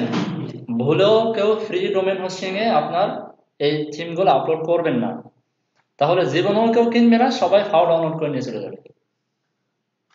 ঠিক আছে, ফ্রি ডাউনলোড করে নিয়ে চলে যাবে, কেউ কিনবে না কোনো।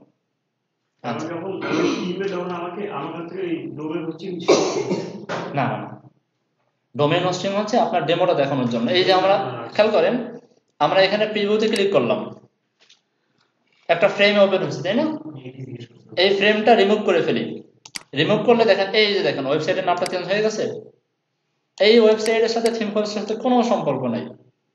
থিম ফরেস্ট আপনার মূল ফাইলটা স্টোর করার জন্য জায়গা দিবে, কিন্তু ডেমো ফাইল স্টোর করার জন্য আপনাকে কোনো জায়গা দিবে না, সেই জায়গাটা আপনাকে আলাদা কিনে রাখতে হবে। শুধু লিংক আপ করা থাকবে। হ্যাঁ, শুধু লিঙ্ক আপ করা থাকবে ডেমোটা দেওয়ার জন্য। আর মূল ফাইলটা সংরক্ষণ করার দায়িত্ব তার, কারণ আপনি তাকে দিয়ে রেখেছেন, তার কাছ থেকে লাইসেন্স নিচ্ছেন, তো তাকে আপনি মূল ফাইলটা হ্যান্ড ওভার করবেন না? হ্যান্ড ওভার করতে হবে। তাহলে আচ্ছা। 5টা থিমের জন্য আমাকে 5টা না ডোমেইন না, একটা ডোমেইনের ভিতরে আপনি হাজার হাজার থিম রাখতে পারেন, বেশি কস্টিং না। বেশি কস্টিং না। ওইটা কি প্রতি মাসে মানে এটা কি ভাড়া নাকি? এখন ডোমেইনটা হচ্ছে প্রতি বছরে আপনাকে টাকা দিতে হয়, এটা ভাড়া নেওয়া যায়, এটা কেনা যায় না। আচ্ছা, এবার আসি ডোমেইন হোস্টিং নিয়ে একটু আলোচনায়। ডোমেইন হোস্টিং আপনার কিছু আছে লোকাল, কিছু আছে আন্তর্জাতিক, ঠিক আছে? খুব বেশি দাম না। ডোমেইন হোস্টিং কেনার ক্ষেত্রে আপনারা যেটা করবেন সেটা হচ্ছে ডোমেইনটা, ওয়েবসাইটের নামটা আপনারা আলাদা আলাদা কিনে ফেলেন। আপনারা আলাদা আলাদা কিনবেন নামটা, কারণ নামটা তো ইউনিক, একজনের নাম আরেকজন ব্যবহার করাটা আসলে নিজেদের কাছে খারাপ লাগে। আর হোস্টিংটা প্রয়োজনে 4-5 জন মিলে কিনেন, 4-5 জন মিলে হোস্টিংটা কিনে এরপরে সেই এক হোস্টিং এর ভিতরে আপনার হাজার হাজার ওয়েবসাইট রাখা যায়, কোনো অসুবিধা নেই, ঠিক আছে? এই ডোমেইন আর ডোমেইন, হ্যাঁ হোস্টিং এর ভিতর শুধু ডেমোটা রাখবো তাই তো? ডেমোটা, এই হোস্টিংটা অনেক কাজে আসে। কেমন কাজে আসে? ধরেন আপনি একটা ওয়েবসাইট করে আপনি একটা বায়ার বা একটা লোকাল ক্লায়েন্টকে পাইছেন, সে একটা ওয়েবসাইট করতে চায়। এখন তাকে আপনি দেখাইতে যাচ্ছেন যে আমার কাছে এরকম এরকম ওয়েবসাইট আছে, এই ওয়েবসাইটগুলো আমার করা, তো আপনি কোন ধরনের ওয়েবসাইট চান, মানে ডেমোগুলা। গিটহাবেটাকে দেখা যাবে। হ্যাঁ, গিটহাবে একটা গিটহাবে না রাখাটা বেটার। গিটহাবে রাখলে আপনার ডাউনলোড করে নিয়ে নেবে, সে কি করবেন? কিছু করার নেই তো, রাখবেন না। আপনার পার্সোনাল একটা কত টাকাই বা লাগে, বছরে 1500 টাকার মতো লাগে আপনার সব দিয়ে। প্রথমে কিনতে সম্ভবত 1800 না 2000 টাকা লাগে। হ্যাঁ হ্যাঁ, প্রথমে কিনতে 1800 না 2000 কিছু টাকা লাগে না। না কদিন আগে একজন কিনছে মানে 500 টাকার ডোমেইন আছে। আমি বলি কথা বলতে দাও। আমি একটু বলি। হ্যাঁ, যদি আপনি আন্তর্জাতিক মার্কেট প্লেস থেকে কেনেন, আন্তর্জাতিক মার্কেট প্লেসের ভিতরে নেমচিপটা হচ্ছে সব থেকে পপুলার, সব থেকে পপুলারের ভিতরে কম দামে, ঠিক আছে? গোডেডি বলে একটা ওয়েবসাইট আছে, এখানে দাম বেশি, ওটাও পপুলার বাট দাম বেশি। তো নেমচিপ থেকে যদি কেনেন সেক্ষেত্রে আপনাকে $8 লাগবে, ঠিক আছে? আর $25 মতো লাগবে হচ্ছে আপনার হোস্টিং এ, সব মিলে প্রায় 3200 থেকে 3500 টাকার মতো লেগে যায়। যদি আপনাদের বাজেট ভালো থাকে নেমচিপ থেকে কিনেন। নেমচিপ থেকে কিনলে কি হবে, ওদের স্পিডটা ভালো পাবে, স্পিডটা ভালো পাবে, ঠিক আছে? ওটাও শেয়ার হোস্টিং বাট স্পিডটা ভালো পাবে। আর লোকাল মার্কেট থেকে যদি কেনেন, আমি সাজেস্ট করবো লোকাল মার্কেট থেকে কেনেন, ঠিক আছে? কিনতে গেলে তো কার্ড লাগে। হ্যাঁ হ্যাঁ, ওই জায়গা থেকে কিনতে গেলে তো অনলাইনে পে করে দিলে তো কার্ডের ম্যানেজ করা যায়, কার্ড কোনো বিষয় না। লোকাল মার্কেট প্লেস থেকে কিনলে কি হবে, প্রাইসটা একটু কম, প্রাইস কম থাকবে, ঠিক আছে? আর লোকাল মার্কেট প্লেসেও আপনার খুব বেশি তারতম্য হয় না স্পিডে, আন্তর্জাতিক মার্কেটের স্পিডে আর এখানে স্পিডে খুব তারতম্য হয় না। তারতম্য হয় হলো ওই সময় যখন আপনার ওয়েবসাইটে আপনার হোস্টিং দেখা যাচ্ছে আপনি 1 GB একটা হোস্টিং কিনছেন, 1 GB স্টোর করতে পারবেন, সেখানে আপনি 900 MB ভরে বসে রয়েছেন, তখন একটু স্লো কাজ করে। বাট 900 MB কি মনে করছেন, একটা ওয়েবসাইট 900 MB ওয়েবসাইট বানাবেন আপনি? সম্ভব? বিশাল একটা ই-কমার্স সাইট বানাবেন, চার্জ দেবেন কয় MB, 20 MB 22 MB, এটাই হয়। So, বুঝতে পারছেন? তাহলে 900 MB 1 GB একটা হোস্টিং কিনলে আপনারা সবাই মিলে ব্যবহার করতে পারেন। আমরা এই যে যেটা বললাম সর্বশেষ যে পেজ যেটা বললাম হ্যাঁ। এটা লাস্টের হোমওয়ার্কটা যখন আমি সাবমিট করছি 2 পয়েন্ট সামথিং ওরকমই হয়। তাও তো ছবি তো বড় বড় সাইজের আছে। হ্যাঁ, ছবি তো কমাই ফেলতে হয়, ছবি কমাইলে অনেক কমে যায়। এক একটা ছবি দেখবেন 80% 90% পর্যন্ত কমে যায় ছবির লেন্থ, বুঝতে পারছেন? এখন বাংলাদেশের ইসের ভিতরে আপনার সার্ভিস প্রোভাইডারের ভিতরে আছে কি, আমি ব্যবহার করি লিঙ্ক হোস্ট বিডি।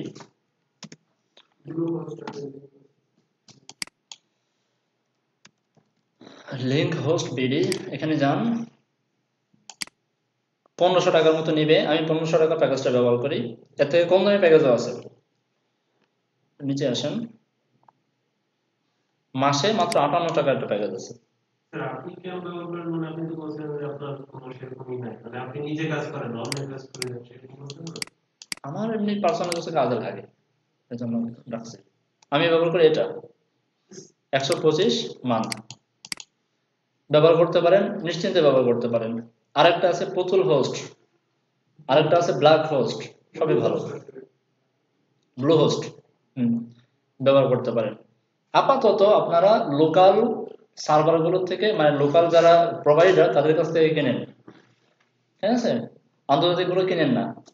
কারণ কি, সেই ক্ষেত্রে আপনাকে শুধুই টাকা নষ্ট করতে হবে, কিছু হবে না। হ্যাঁ, এর কাছে রিনিউ করতেও সুবিধা।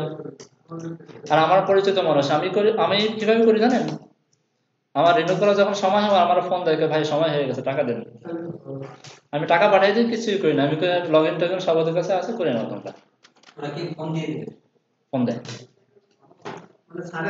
আপনারা তো দেবে আর এখানে 2200 টাকা, এখানে এমনি প্রাইসটা একটু বেশি পড়ে, আমি অন্য কিছু এক্সট্রা সার্ভিস নিচ্ছি তো আমার প্রায় 2200 টাকার মতো কস্ট পড়ে, 1500 টাকা করে নেয় আমার কাছ থেকে মাসরি।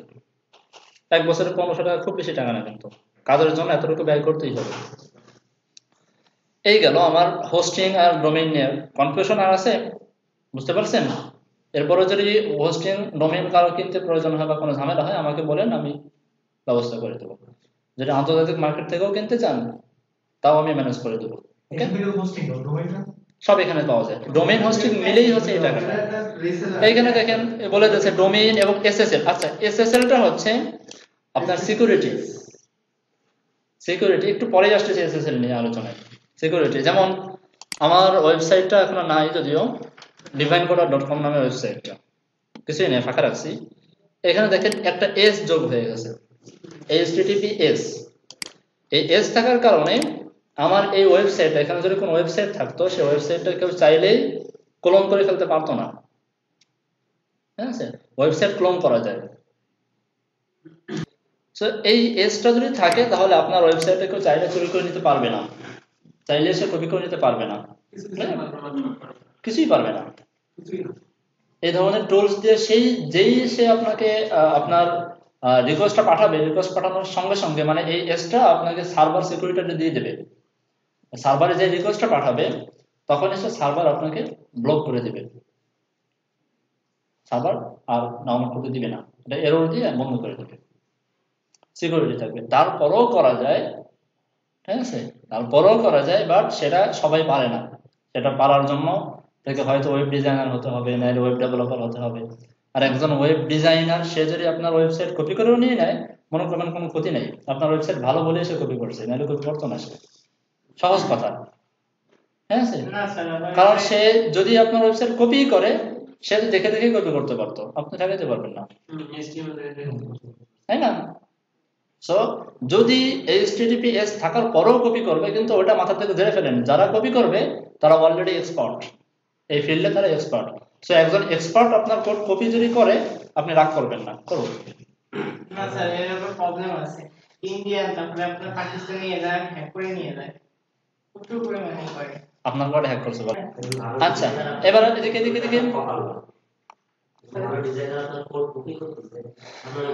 আচ্ছা, এখানে ঠিক আছে, বুঝতে পারছি। এখানে আসেন, এখানে ক্লিক করার পরে এখানে কয়েকটা জিনিস আছে। আপনি লাইভ প্রিভিউ হতে গেলে আপনার ওয়েবসাইটে নিয়ে যাবে তারা, আপনার ওয়েবসাইটে নিয়ে আপনার ওইখানে যে ওয়েবসাইটটা দেওয়া থাকবে সেই ওয়েবসাইটটা আপনাকে দেখাবে। এখানে আসার পরে নিচে দেখেন বেশ কিছু এখানে কন্টেন্ট লেখা আছে, এগুলো ইমেজ। এখানে অনেক কন্টেন্ট পাবেন। আপনার এই থিম সম্পর্কে কিছু লেখালেখি এখানে।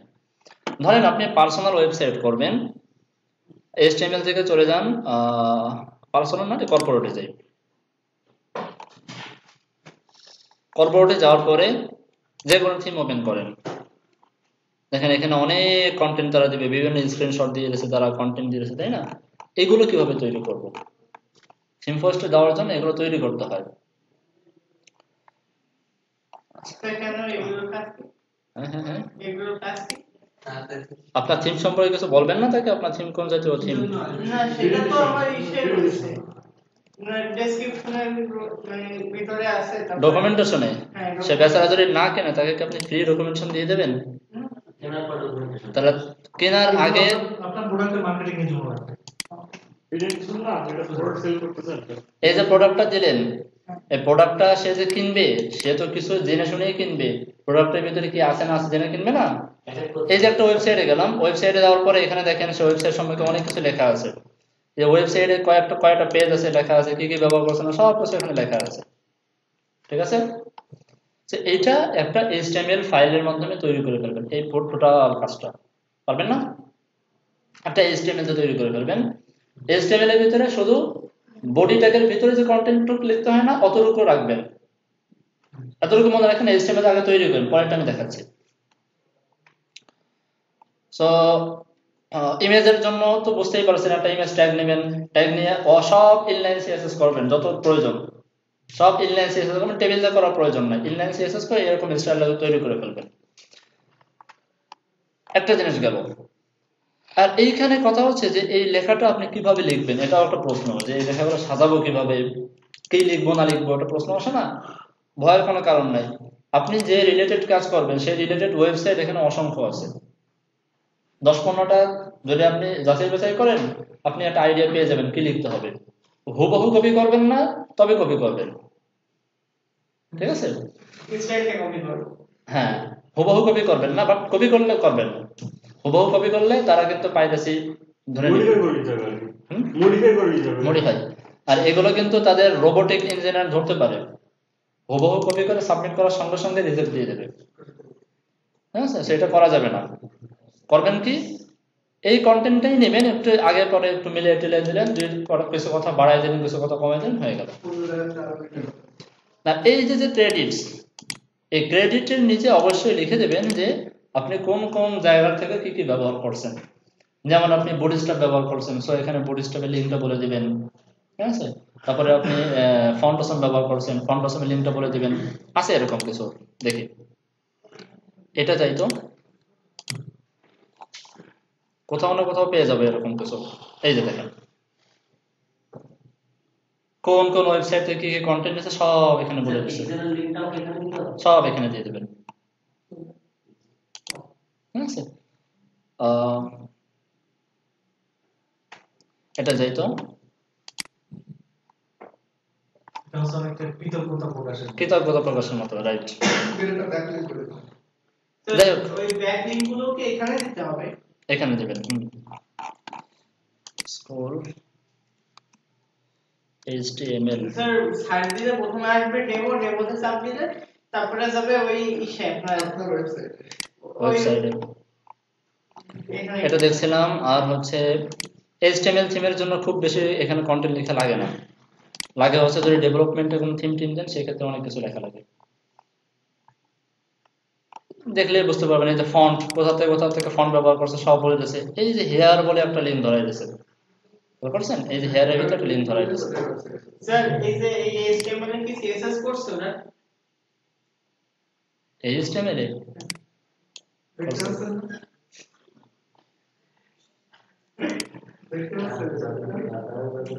এই যে দেখেন সে কোন ফন্ট ব্যবহার করেছে, রোবোটো ফন্ট না?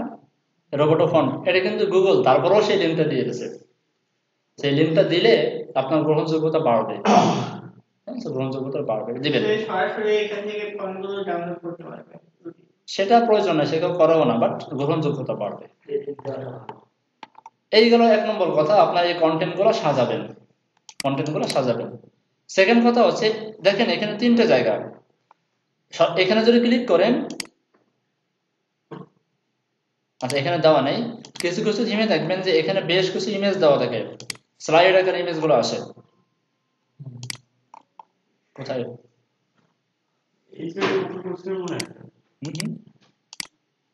এখানেও নেই। হ্যাঁ হ্যাঁ, জিমনেশিয়ামে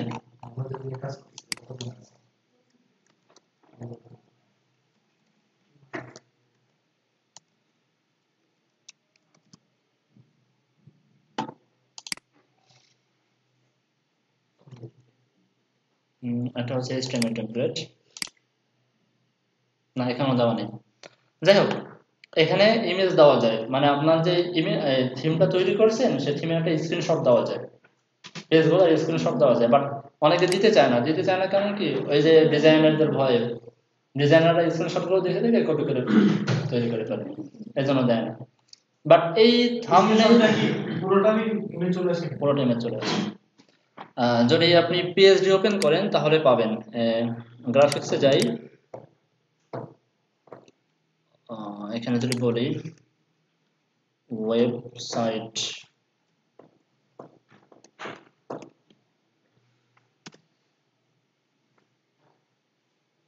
আচ্ছা এখানে টেমপ্লেট টেমপ্লেট দিতে হবে না? ওয়েবসাইট টেমপ্লেট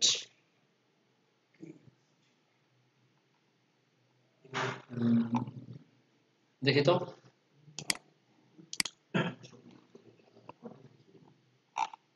মোটেও যায় না। আমরা না ওয়েবসাইট দিছি বলে আমাদেরকে আচ্ছা যাই হোক এখানে পাওয়া যায় আর কি, এটুকু মনে রাখেন। আমাদের ওয়েবসাইট আর কি জমা দিচ্ছে এই কারণে আমাদের ডোমেইন হোস্টিং কেনা লাগছে, কিন্তু ওই আর কি গ্রাফিক্স ডিজাইনার যদি পিএইচডি করে দেয় এটার জন্য কি তাদের কেনা লাগে না ওয়েবসাইটে জমা মানে তাদের স্যার, কোনো এই যে একটা thing, ওটা খরচ হবে। এটাকে আলাদা করে আমাদের তৈরি করা লাগবে নাকি আমি আলাদা পাওয়া যাবে? হ্যাঁ যেমন এর একটা ছবি দিয়েছি, হ্যাঁ এই ছবিটা কি মানে কিভাবে কি আমাদের তৈরি করা আচ্ছা লাগবে? এই ছবিটার জন্য এই ছবিটা আমাদের তৈরি করতে হবে, এটাকে বলা হয় প্রিভিউ ইমেজ। গুগলে সার্চ দেবেন থিম ফরেস্ট প্রিভিউ ইমেজ, এখানে অনেক আর্টিকেল পেয়ে যাবেন, এখানে অনেক কিছু পেয়ে যাবেন যে প্রিভিউ ইমেজের ভিতরে কি থাকা উচিত কি না থাকা উচিত, কতটুকু সাইজ হওয়া উচিত, এই সম্পর্কে আর্টিকেল পেয়ে যাবেন। খুব বেশি কিছু না, প্রিভিউ ইমেজটা ট্রাই করবেন। অনেকে এখানে করে কি আপনার ওয়েবসাইটের একটা স্ক্রিনশট দিয়ে দেয়, না করাটা বেটার মূলত একটা। আর এটা তৈরি করার ক্ষেত্রে যারা ইউআই ইউএক্স ডিজাইনার যারা, তাদেরকে হায়ার করাটা বেটার বা তাদের সহযোগিতা নেওয়াটা বেটার। তাহলে করবে কি তারা অতটুকু জায়গার ভিতরে পুরো একটা মার্কেটিং করে ফেলবে আপনার থিমের, ঠিক আছে? থিমের ভিতরে কি আছে না আছে পুরা সৌন্দর্য অতটুকু ইমেজের ভিতরে ফোটায় তুলবে সে। এখানে দেখেন ইমেজটা কিন্তু এই দেখেন আমাদের জিমনেশিয়াম ওয়েবসাইটের মানে প্রিভিউ সুন্দর একটা সিম্পল একটা ইমেজের ভিতরে কিন্তু পুরো জিনিসটা ফোটায় তুলছে কি আছে না আছে। প্রত্যেকটা থিমে এরকমই দেখবেন, প্রত্যেকটা থিমে গেলে আপনার পুরা থিমের ভিতরে কি আছে না আছে ফোটায় তুলছে তারা। তবে এখানে আপনার ইচ্ছা মতো যে কোনো একটা ইমেজ দিলেও তারা অ্যাপ্রুভ করে নেবে, কোনো অসুবিধা নেই, কোনো রুলস নাই যে এরকম করতেই হবে, এগুলো আমাদের আলাদা করে তৈরি করে নিতে হবে। কারোর মাধ্যমে বা গ্রাফিক ডিজাইন হ্যাঁ এই জিনিসটা তৈরি করবেন। সেকেন্ড কথা হচ্ছে যে স্যার, আপনার এটা কি শুধু একটা ইমেজ? ইমেজ আমি যদি মনে করেন একটা ভালো একটা ইমেজ নিয়ে তার উপরে আমার কি কি আছে মানে কি কি কাজ করা হবে সেটা লিখে মানে ই দিয়ে হবে, কোনো অসুবিধা নেই, CS6 দিয়ে লিখে তারপরে আমি এটা আপলোড করে দেবো, সেটা কোনো অসুবিধা নেই, করতে পারেন। আরেকটা জিনিস লাগবে সেটা হচ্ছে যে এই যে থিমটা আপনি তৈরি করেছেন থিমের জন্য ইউনিক একটা লোগো লাগবে। ক্লিয়ার? এবার লোক লোগোটা আপনার ইউনিক হতে হবে, নিজের মতো বানাবেন, কোনো ব্যাপার না। যদি লোগো না পারেন একটা লোগোর সমস্যা নেই, লোগো নিয়ে নিয়ে আসি। ভাই টেনশন মুক্ত, কোনো ভয় নেই, লোগোটা তৈরি করে ফেলবেন। আর লোগোর সাইজের একটা চারকোনা ইমেজ তৈরি করে ফেলবেন, সেটা হচ্ছে থিম ফরেস্টের লোগো হিসাবে, থাম্বনেইল হিসাবে।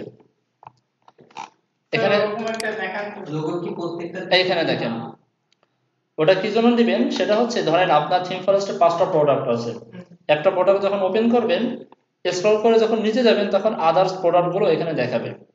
যদি আপনি সেই লোগোটা এখানে ধরাই দেন তাহলে সেই প্রোডাক্টের মার্কেটিংটা এখানে হয়ে যাবে। হ্যাঁ এটাও দেওয়া লাগবে, এটা ছাড়া আপনি ই করতে পারবেন না, মানে আপলোড করতে পারবেন না থিমটা। ক্লিয়ার? এই ছিল মোটামুটি আমাদের থিম ফরেস্ট নিয়ে কাজ করবার। লোগো কি প্রত্যেকটা মানে প্রোডাক্টের জন্য আলাদা আলাদা লোগো তৈরি করা লাগবে নাকি? একটা প্রোডাক্ট প্রোডাক্ট আলাদা লোগো। এখন থিম ফরেস্টে অ্যাকাউন্ট করবেন কিভাবে সেটা তো প্রশ্ন, তাই না? থিম ফরেস্ট হ্যাঁ হ্যাঁ যদি এখন আর অ্যাকাউন্ট করে কি করব? এখন কথা বলছি ফ্রি ফ্রি টেমপ্লেট করে নেওয়ার জন্য করবেন। আচ্ছা থিম ফরেস্টে অ্যাকাউন্ট করার জন্য কিছু নিয়ম আছে, একটু ইউটিউবে দেখে নেবেন, কারণ আমার এখানে অ্যাকাউন্ট তো অলরেডি করা, এই জন্য আমি দেখাইতে পারতেছি না বিষয়টা। ওইখানে একটা ফর্মের মতো আসে, যেমন আমি যদি সাইন আউট করি। স্যার আপনার অন্য কোনো ইমেল নেই যেটা দিয়ে দেখানো যায়? লাগে কি স্যার ইমেল লাগে আর কি পাসওয়ার্ড লাগবে এটা? কিছুই লাগে না, শুধু এমনি থিম ফরেস্টের জন্য খুব কঠিন কোনো রুলস না, ফেসবুকে অ্যাকাউন্টের মতোই নাকি? ওরকমই। বাট একটা ফর্ম দেয়, সে ফর্মের ভিতরে আপনাকে কিছু হুঁশিয়ার হয়ে উত্তর দিতে হয়। সেখানে বলে যে আপনি থিম ফরেস্ট ছাড়া অন্য কোথাও কোনো এই ধরনের কাজ করেন কিনা। না আমি এই সমস্ত কাজ করি টরি না, ঠিক আছে? এরপরে বলতে পারে যে আপনি কি থিম ফরেস্টের জন্য পর্যাপ্ত পরিমাণ সময় দিতে পারবেন কিনা, ঠিক আছে আমি সময় দিব, এই ধরনের কিছু আর চেক মার্ক আসে। ক্লিয়ার? ওটা দেখে পরে বুঝে করে দেবেন, হয়ে গেল। এই মানে ফর্মটা আসবে কোথা থেকে সেটা একটু দেখাই দেন। কিওয়ার্ড এলিয়াস গুলো যেমন এই যে এখানে করলেই চলে আসবে, আমি এখান থেকে ক্লিক করে দিই, এখানে করলে আমার অটোমেটিক্যালি সাইন ইন হয়ে যাবে না, আমি এখানে ক্লিক করলাম, এই যে become an inverter author today click করলাম, এই যে এইরকম কিছু ফর্ম আসবে, অ্যাকসেপ্ট করেন, কন্টিনিউতে যান, এখানে আপনার ইনফরমেশন দিবেন, দেওয়ার পরে আবার এই জায়গাটাই ফর্মটা আসবে, এই জায়গাটাই বলে দিবে যে আপনি কি করতে চান, কোন রিলেটেড কাজ করতে চান, আপনার এক্সপেরিয়েন্স গুলো কি। ক্রিয়েট অ্যান অ্যাকাউন্টে দিয়ে একটু সামনে লাগবে আপনাদের না, ইউজার নেমটা কিরকম দেবো? ইউজার নেমটা ইউনিক দেওয়া লাগবে, কোনো নির্দিষ্ট নিয়ম না, আপনার যা মনে চাই দিবেন ইউজার নেম। এটা কি কোনো শো করে? শো করে, লাস্ট আমার নাম দিতে পারবো। এই যে এখানে শো করে। আচ্ছা। আর নেমের ক্ষেত্রে যে জিনিসটা ফলো রাখবেন সেটা সব জায়গায়, আমরা বাঙালিরা একটা ভুল করি, সেটা হচ্ছে নেমের ক্ষেত্রে কেন জানি আমরা রিয়েল নামটা দিতে চাই না, ফেক নাম দেওয়াটা বেশি পছন্দ করি, বাট এটা করবেন না কখনো। অবশ্যই আপনার আইডি কার্ডের যে নেমটা ওই নামটাই দিবেন, অন্যথায় প্রবলেম হতে পারে। যদিও এখনো এই প্রবলেমটা হয় না, বাট ভবিষ্যতে হবে। সেটা হচ্ছে কি, যখন আপনি পেমেন্টটা নিতে যাবেন তখন আপনার প্রুফ করতে হবে যে অ্যাকাউন্টটা আমার। কি দিয়ে প্রুফ করবেন? নাম তো দিয়েছেন আপনার কি এঞ্জেল, কি নাম দেয় না, তখন তো ঝামেলা হয়ে যাবে। এই জন্য রিয়েল নেমটা দিবেন। থিম ফরেস্টের জন্য রিয়েল নেম না দিলেও প্রবলেম হয় না, বাট ফাইবার আপরকে তো রিয়েল নেম না দেন, কষ্ট করবেন খালি, কিছুই লাভ হবে না, 1 টাকা তুলতে পারবেন না। স্যার এই যতগুলো স্যার দেখলে হবে না। ইউজার নেম কি চেঞ্জ করা যায় করে কোন সময়? ইউজার নেম এক ভিন্ন জিনিস আর নেম ভিন্ন জিনিস। তো ইউজার নেম চেঞ্জ করা যায় না কখনো, নেম তো চেঞ্জ নেম চেঞ্জ করা যায়, বাট নেম যদি চেঞ্জ করতে যান তখনই তাদের যে সার্চ ইঞ্জিন এবং তাদের যে মেকানিজম সে আপনাকে একটা দেবে, ওয়ার্নিং দেবে। কারণ একজন মানুষের কি 4-5টা নাম হয়? হয়, কিন্তু বেসিক্যালি আমি কিসের কাম হয় না। ফাইবারে যদি এই কাজটা করেন, 1-2 বার করার পরে দেখবেন তারা আপনাকে একটা মেইল দিচ্ছে যে আপনার ইমেল, আপনার আপনি যে অথর এটা ভেরিফিকেশন করতে হবে। কি করবেন? তারা ভিডিও, আপনার একটা লিঙ্ক দিয়ে দেবে, সেই লিঙ্কের মাধ্যমে ভিডিও কনফারেন্স করতে হবে তাদের সাথে। কনফারেন্স করে পুরো আইডি কার্ড ক্যামেরার সামনে শো করাইতে হবে, এই যে আমার আইডি কার্ড, এই যে আমার চেহারা মিলাও, রিয়েল এটা করতে হয়। স্যার বাংলাদেশের যে আইডি কার্ডের যে ছবি ম্যাক্সিমাম টাইমে ভেরিফাই হয় না। এরকম হয়, এই প্রবলেমে পড়ছে অনেকে। আমার ছবি অনেক তো মনে হয় অপারেশন ইউজার নেমটা মার্কেটপ্লেসের ইউজার নেম আর নেম, নেমটা কি স্যার আপনার আইডি কার্ডের সাথে ম্যাচ আছে? ম্যাচ। আর ইউজার নেমটা ইচ্ছামতো দেওয়া লাগবে, কারণ কি ইউজার নেমটা হয়তো হয় ইউনিক, সেটা তো সবার সাথে ম্যাচ নাও করতে পারে। সেক্ষেত্রে আপনি দিয়ে দিলেন যে কি ওয়েব ডিজাইন এক্সপার্ট করে দেবেন, সমস্যা কি, আইটি এক্সপার্ট বিডি। এখানে অ্যাড্রেস সেভ করছি। হ্যাঁ, এখন আমার আইডি কার্ডে আছে এক অ্যাড্রেস, আমি বর্তমানে অ্যাড্রেসে খুব একটা প্রবলেম হয় না। আমি বসবাস করতে চাই। অ্যাড্রেসটা দিবেন হচ্ছে আপনার ব্যাংক অ্যাকাউন্টে যে অ্যাড্রেসটা দেওয়া ওটা দিবেন, পেমেন্ট তাহলে প্রবলেম হবে না। স্যার আমার মনে হয় কি সবথেকে পাসপোর্ট ইস্যু করে যদি করা হয় আমরা এটা কোনটা? পাসপোর্ট আর আইডি সেম টু সেম ওরা মূল্যায়ন করে। কিন্তু বাংলাদেশে স্যার একটা সমস্যা হয় স্যার, বাংলায় আমাদের অ্যাড্রেস লেখা না, প্রবলেম হয়। কোনো সমস্যা নেই, অ্যাড্রেস কোনো ভেরি করে না। স্যার ওখানে তো দেখলাম যে অ্যাড্রেস ভেরিফিকেশন আছে। অ্যাড্রেস ভেরিফিকেশনের জন্য আপনাকে ভিন্ন জিনিস করতে হয়, হয়তো ব্যাংক অ্যাকাউন্ট দিতে হয় অথবা বিদ্যুৎ বিলের কাগজ দিতে হয়। ইউটিলিটি বিল, আর ইউটিলিটি বিল যেটা আসবে সেটা তো আমার ওটা ইংলিশে করা যায়, বাবা না। এটা নিজের নাম করতে হবে। মিটারটা শুধু এই ভাই আছে না, গ্রাফিক্স করে নেবেন একটু, সমস্যা কোথায়? ওই ইউটিলিটি বিল পে করে দেন। আমার তো মনে হয় এখানে কারণ আমি আছে ইউটিলিটি বিল। কারণ এই করে নেওয়া নাম চেঞ্জ করে এই জন্য ই করতে হবে, আপনার ব্যাংক অ্যাকাউন্ট করে দেবেন, ব্যাংক অ্যাকাউন্ট। আমি হ্যাঁ। ভাই আমার 5,000 সবকিছুই করা যায়। তো এই ঝামেলা পড়তে যাবেন না। হয় কি জানেন, এদের শোনেন, ব্যাপারটা হয় কি, আপনার সবই রিয়েল, একটু ভুলের কারণে তারা আপনার ভেরিফিকেশন চাইছে। তারা দেখবেন খুব হাসি খুশি মানুষ, খুব ভালো ভালো কথা বলতেছে, স্মাইল প্লিজ, ফটো তুলে নিয়ে গেছে। 5 মিনিট পর একটা মেসেজ দেবে যে আপনার, আমরা যে প্রশ্ন করেছি আপনি অ্যান্সার দিতে পারেন না, এই জন্য রিজেক্ট। 6 মাস বসে থাকেন, 6 মাস পরে আবার আপনার ইন্টারভিউ হবে। তো এই জন্য ওই রিস্কে কেউ যেতে যাবেন না। সবসময় আপনার কাজ কারবার গুলো ক্লিন রাখবেন। ক্লিন যদি রাখেন তাহলে যদি এই ধরনের প্রবলেম হয়ও তারপর আপনি রিকোয়েস্ট করতে পারবেন যে ভাই এই প্রবলেমের কারণে আমি করতে পারিনি, ঠিক আছে। কিন্তু আপনার যদি কাজটাই ভিতরে কোনো গলত থাকে তাহলে ওরা কিন্তু আরো বেশি হার্ডলি আপনাকে চাপ দেবে। স্যার একটা প্রশ্ন, বলেন। প্রশ্নটা হলো কি, আমার এই থিম কোর্সে তো এত কিছু করা লাগছে আমার মার্কেটিং এর জন্য, কিন্তু যখন আমি ফাইবার বা আপওয়ার্কে কাজ করব তখন কি এত কিছু প্রয়োজন হবে? না, ফাইবার আপওয়ার্কে ক্লাস দেখাবো, সময় বলে দেবো, সব বলে পাবেন। এখন বলেন থিম ফরেস্ট নিয়ে কি কি প্রশ্ন আছে? স্যার এক নম্বর প্রশ্ন হলো, আমি মানে একটা থিম আপলোড করার জন্য মানে কোন কোন মানে জিনিসটা লাগতেছে? একটা হলো ডেমো, হ্যাঁ, আর একটা হলো মেইন থিম, মেইন ইটা যেটা কোনো ইমেজ থাকবে না, ইমেজে শুধু ইটা থাকবে, আর উপরে হলো এমন একটা মানে টেমপ্লেট যেটা দেখে সরাসরি ইমেজটা বুঝতে পারবে। হ্যাঁ, ডকুমেন্টেশন। এই ডকুমেন্টেশনটা একটু আমার ডকুমেন্টেশন তৈরি করবেন, আমি দিয়ে দেবো। আমি আজকে রাত্রে আপলোড করে লিংক দিয়ে দেবো আপনাদেরকে, ডাউনলোড করে নিয়ে। আচ্ছা, এবার হচ্ছে আপলোডটা কিভাবে করবো, তাই না? স্যার আমরা হোস্টিং এর যে ওয়েবসাইটগুলো রাখবো সেই ওয়েবসাইটগুলো কি আবার পরে ডিলিট দেওয়া যায়? হ্যাঁ, দেওয়া যায়। হোস্টিং এর জন্য আপনি হোস্টিং এর ইউজার নেম পাসওয়ার্ড আছে বলে দিয়ে ঢুকবেন, ডিলিট দিলে ওই জায়গাটা আবার ফ্রি হয়ে যাবে। ফ্রি হয়ে যাবে। এখন মেমোরির মধ্যে স্যার এই পোস্টিং গুলো তৈরি করে কারা? হোস্টিং গুলো তৈরি করে আপনার আমার মতো লোক। আপনার আমার মতো লোক। তাই না, এটা রিয়েলি আছে। আপনার আমার মতো লোকই এখান থেকে যে ওখানে পৌঁছাইছে তারপরে এই যে দেখেন, আর্ডার করেন চলে। এটা হচ্ছে আপনার হোস্টিং, ঠিক আছে। জাস্ট আপনার কম্পিউটারের মতো, কম্পিউটার ড্রাইভের মতো, কিছু না। এখানে কিছু আপলোড করতে চান, এই যে আপলোড দিবেন, আপলোড হয়ে যাবে। কোনো ফোল্ডার তৈরি করতে চাইলেন এখানে ফোল্ডার তৈরি করবেন, কাটবেন, ডিলিট করবেন, সব কিছু করতে পারবেন। এখানে আপনাকে জায়গা দিবে, হচ্ছে নির্দিষ্ট একটা জায়গা দিবে, জায়গাটা যখন শেষ হয়ে যাবে তখন আর পারবেন না, ঠিক আছে। আর যদি মনে করেন এখানে আমি একটা না অনেকগুলো থিম রাখতে চাই, যেমন এখানে আমার একটা থিম রাখা আছে, হোটেল নামে একটা থিম রাখা আছে, এটা নিয়ে কাজ করতেছে এখন। এই এখানে ফোল্ডার আকারে করবেন। ফোল্ডার আকারে করলে কি হয়, আপনার এটা হচ্ছে আমার মেইন সাইট, আমি এতটুকু লিখে যদি এন্টার দিই তাহলে সে এই জায়গাটায় index.html নামের ফাইলটা খুঁজবে। যেমন ধরেন এখানে আমি যদি করি একটা ফাইল তৈরি করি, সময় পার হয়ে গেছে না, index.html ক্রিয়েট করলাম, এটাকে এডিট করি, এডিট করি,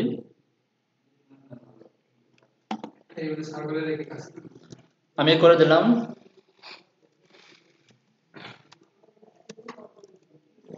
এতটুকু লিখলাম, সেভ করি।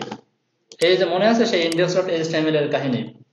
এবার যদি আমি আমার ওয়েবসাইটটা রিলোড করি, চলে আসছে পৃথিবীর যে কোনো প্রান্ত থেকে যদি আমার এখন এই devancoda.com লিখে সার্চ যায়, এই তাহলে চলে আসবে। বুঝতে পারছি? আর এখন যদি আমি এখানে এটা কেটে দিই, আপনারা একজন কিনে মাল্টিপল মানুষ ব্যবহার করবেন কিভাবে, সেটা হচ্ছে প্রশ্ন। এই যে ফোল্ডার করছি না, এই এরকম ফোল্ডার করবেন, আপনাদের ইচ্ছা মতো নিজের নামে ফোল্ডার করবেন। এখন এই ফোল্ডারটা যদি অ্যাক্সেস করতে চাই, দেখেন এর ভিতরে কিন্তু অলরেডি index.html আছে। এই যে ফোল্ডার অ্যাক্সেস করার নিয়ম তো অলরেডি আপনারা জানেন, স্ল্যাশ দিয়ে ফোল্ডারের নাম,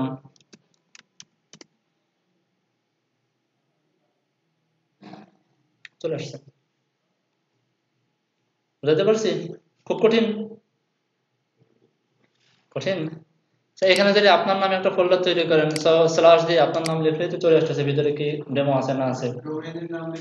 আমরা এইখানে আপলোড করে এই লিংকটা কি থিম ফরেস্টে এই যে এখান থেকে এতটুকু কপি করবেন, কপি করে বসাই দেবেন। আচ্ছা, এবার চলেন যে দেখে আসি থিম ফরেস্টে আপলোড করার জন্য। তো প্রথম তো আপনার থিমটা রেডি রাখতে হবে, হাতে রাখতে হবে। রেডি রাখার জন্য কোথায়, এখানে করেছিলাম না, ডেমো আপলোড করলাম। সাপোজ মনে করেন যে আপলোড করা আছে, মেইনটাকে অবশ্যই জিপ করে ফেলবেন, জিপ। স্যার ডেমোটা তো আমার ডোমেইনে আপলোড করলাম, তারপরে ডোমেইনের লিংকটা ধরাই দেবেন। আর মেইনটাকে জিপ করছেন, তিনটা জিনিস লাগবে, একটা মেইন, আরেকটা লাগবে হচ্ছে আপনার থাম্বনেইল ইমেজ। ধরেন এটা আমার থাম্বনেইল ইমেজ মানে ওই ছোট্ট ইমেজটা, যে ইমেজটা, 4 কোণা ইমেজ। এখানে এই ইমেজটাকে আপনার ইচ্ছা মতো নাম দেন, কোনো সমস্যা নেই। এটাকেও অবশ্যই জিপ করে ফেলবেন। সেন্ড টু কম্প্রেস, জিপ করে ফেলে। এখানে নাম দিয়ে দেন থাম্বনেইল, তাহলে বুঝতে সুবিধা হবে। থাম্বনেইল এটা দরকার নেই। কটা জিনিস পাইলাম? দুইটা। মেইনের ভিতরে এখানে আপনার মেইনের ভিতরে অর্থাৎ এই যে জিপটা করছি না, এর ভিতরে দুইটা জিনিস থাকবে, ডকুমেন্টেশনও থাকবে আর মেইন ফাইলটাও থাকবে, যেন এই ডাউনলোড করলে দুইটা জিনিস পেয়ে যায় সে।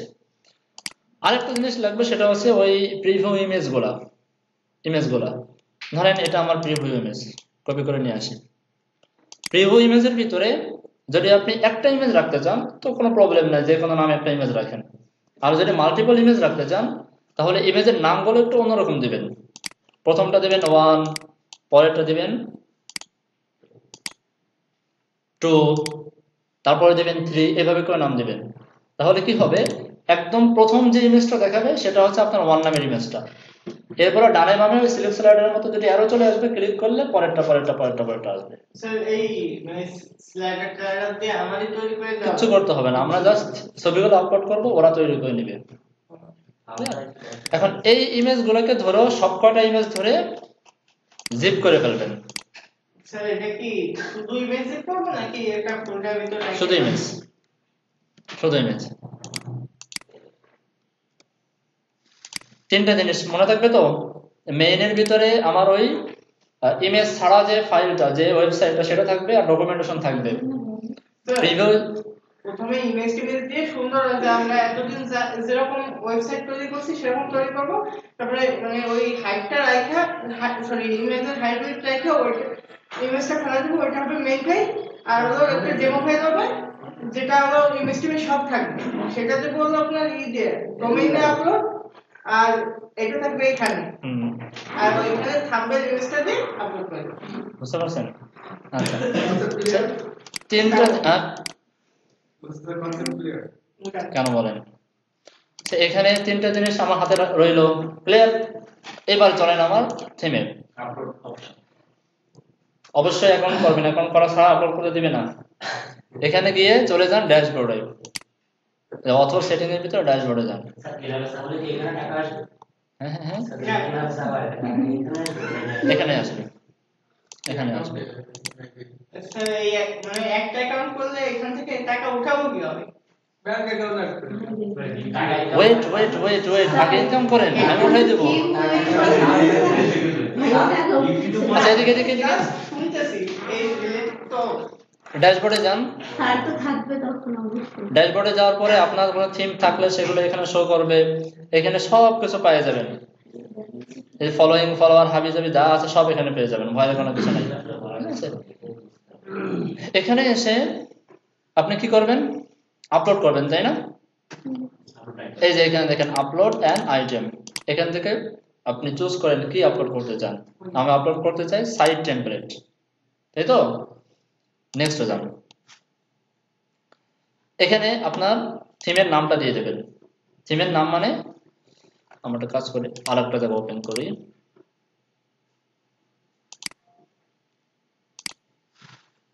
এই যে নামটা দেখতে পারতেছেন না, এই নামটা,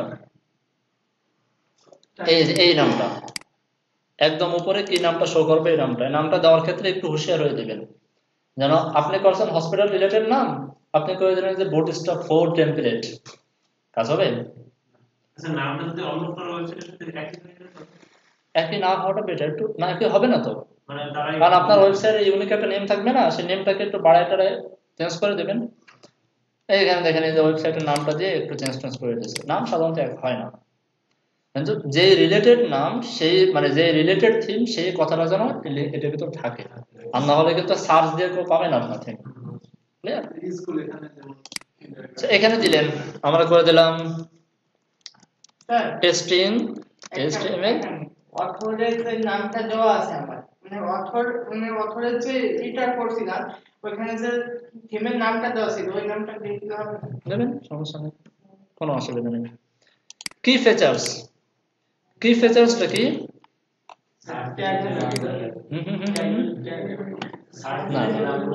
হ্যাঁ, কি ফিচার্স এর ভিতরে সার্চ দিলে নামগুলো চলে আসবে। 1 নম্বর। 2 নম্বর হচ্ছে এখানে দেখেন প্রত্যেকটা থিমের নিচে এর একদম মেইন যে 3টা ফিচার, সেই 3টা ফিচার লেখা থাকে প্রায় থিমের নিচে। এটা অপশনাল, দিলেও চলে না দিলেও চলে, বাট দেওয়াটা ভালো। খেয়াল করছেন? এই তিনটা কি ফিচার আপনি অ্যাড করে দেবেন। কই গেল? এখানে বলে দিলাম কি 1 কি 2 আর এখানে কি 3।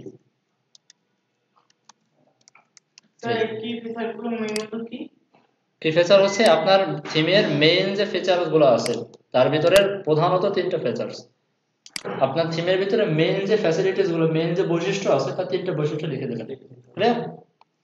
এখানে কি লিখবেন? এখানে হচ্ছে এই যে কন্টেন্ট গুলো বলছিলাম না HTML দিয়ে তৈরি করবেন, দেন বসাই দেবেন। ধরেন আপনি HTML দিয়ে তৈরি করছেন, ওই ভালো একটা থিম ওপেন করি, এটা ওপেন করি।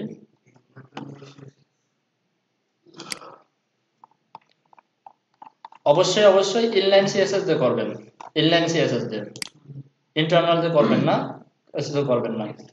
এখন বডির ভিতরে যে কন্টেন্ট গুলো, বডি ছাড়া এর ভিতরে যে কন্টেন্ট গুলো, ওই কন্টেন্ট গুলো কপি করবেন। আমি এখান থেকে এতটুকু কপি করলাম। HTML বডি এগুলো হাবিজাবি কিছু লাগবে না, ভিতরে এতটুকু কপি করে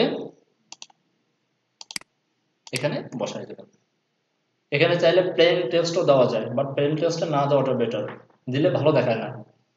প্লেন টেক্সট না দিয়ে ওইভাবে আপনি ULLI দিয়ে মানে ASR ট্যাগ দিয়ে AS4 ট্যাগ দিয়ে স্টাইল মিস্টাইল করে সুন্দর করে দেবেন, যেন আই ক্যাচিং হয় জিনিসটা। HTML ডেসক্রিপশন, হ্যাঁ HTML দিয়ে এটা বেটার। প্লেন টেক্সট দিলে ওরা অটোমেটিক্যালি একটা পি ট্যাগ বসায়, পি ট্যাগের মাঝখানে বসায় দেয়, প্লেন বসায় দেয়, চলে আসে। HTML বডির মধ্যে পুরোটা? হ্যাঁ বডির ভিতরে পুরোটা গেল। এটা আমি যতদূর HTML করছি সবটা দেওয়া লাগবে না কিছু অংশ দিলে হবে? এতটুকু কোড করার জন্য যে পরিমাণে HTML লাগবে তাই। ও মানে এই যে আমার ডেসক্রিপশন কোড করার জন্য যা লাগে তাই। মাথাটাকে হালকা করেন। আচ্ছা এখানে এসে আমাদের ফাইলগুলোকে ধরে দিতে মানে বলে দিতে হবে। চুজ ফাইল দেন, কোথায় রাখছিলাম আমরা? আচ্ছা এখানে অন্য জিনিস আপলোড করেছিলাম আমি। ক্লাস, ক্লাসের ভিতরে এটা মনে হয় এই যে তিনটা মনে আছে তো, তিনটা জিনিস, তিনোটাকে কন্ট্রোল চেপে তিনোটাকে সিলেক্ট করেন, দেন ওপেন করে দেন। কন্ট্রোল চেপে তিনোটা সিলেক্ট করবেন, দেন তিনোটাকে আপলোড করে দেন।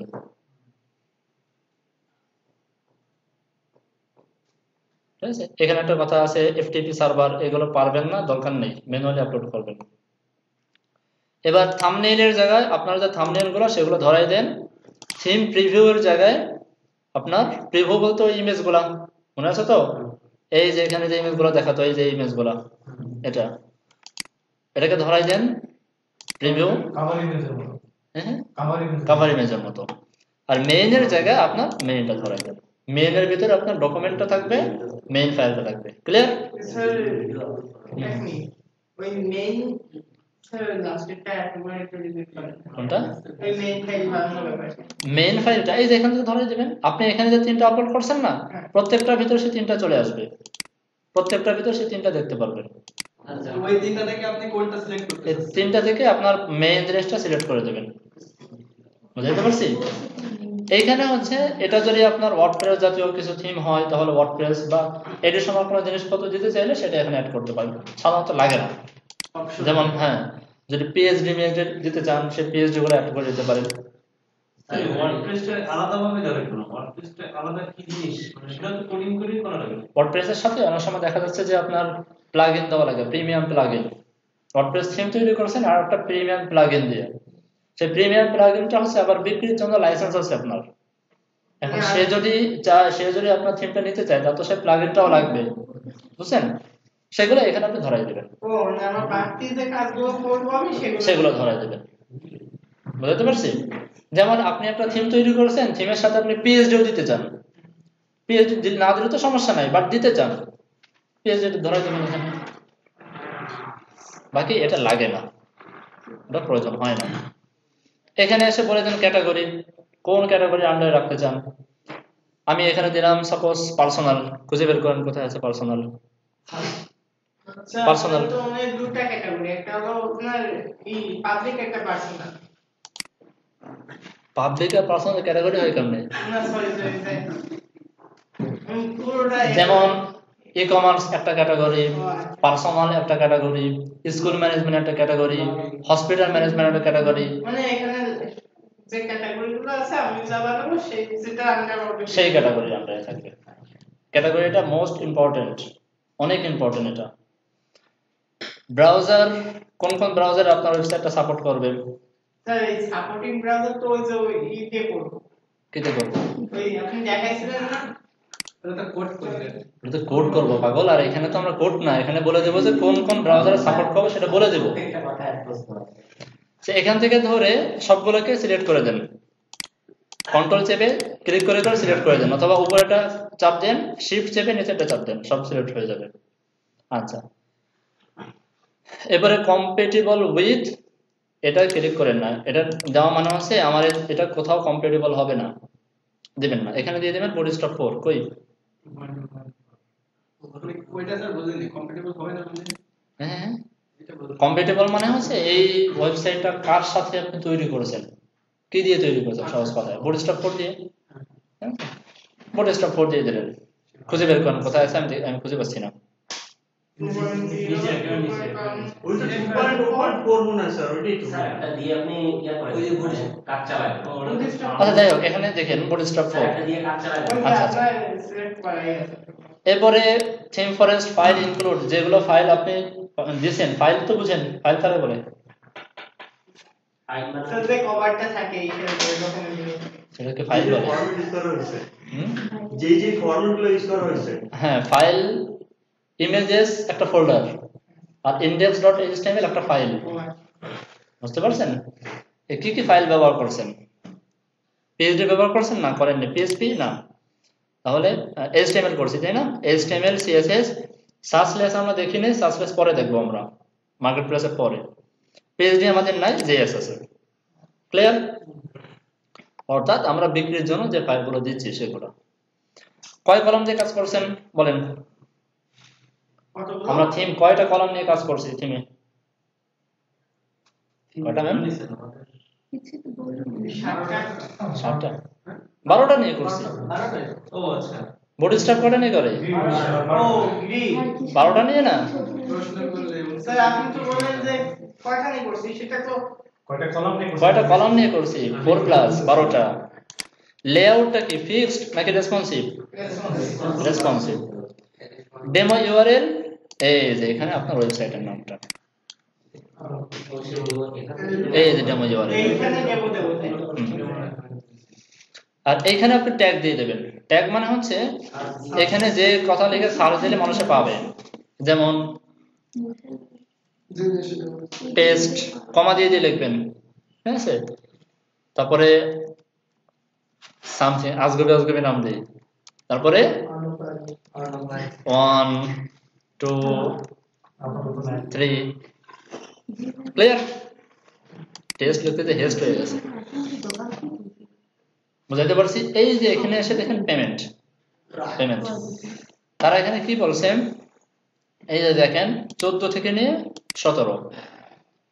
এটা হচ্ছে আপনি যখন এই যে উপরে কিছু কিছু জিনিস সিলেক্ট করে করে আসছেন না, আপনার সাইটটা হচ্ছে এই টেমপ্লেট জাতীয় সাইট, তারপরে আপনার ক্যাটাগরি হচ্ছে এই ক্যাটাগরি, এইগুলোর উপর ভিত্তি করে এর যে মেকানিজম, সে মেকানিজম অলরেডি আপনাকে সাজেস্ট করে দিয়েছে যে এর ভিতরে রাখাটা বেটার হবে।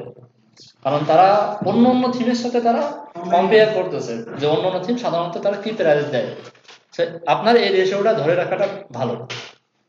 আপনি যখন পপুলার হয়ে যাবেন তখন আপনি মন মতো অনেক দিয়ে দেবেন, সমস্যা নেই। যেমন HTML থিমও আছে, $200-250 থিমও আছে, ঠিক আছে? বাট এখন আপাতত এর ভিতরে রাখবেন। দেখেন এখানে আমি করে দিলাম $10, $4 তারা কেটে নেবে, $14 আপনাকে দিবে।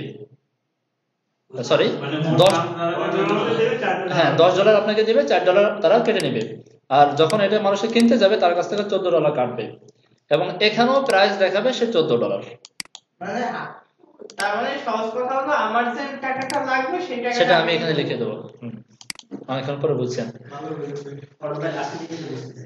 এটা হচ্ছে রেগুলার লাইসেন্স। রেগুলার লাইসেন্স মানে এই থিমটা নিয়ে সে একবার ব্যবহার করতে পারবে। আর এখানে একটা আছে এক্সটেন্ডেড লাইসেন্স, এটা মানে হচ্ছে সে এই থিমটা নিয়ে সে চাইলে ডেভেলপমেন্ট করে সে আবার বিক্রি করতে পারবে। বা সে এটা ব্যবহার কিনে সে মনে চাইলে বিক্রি করতে পারবে।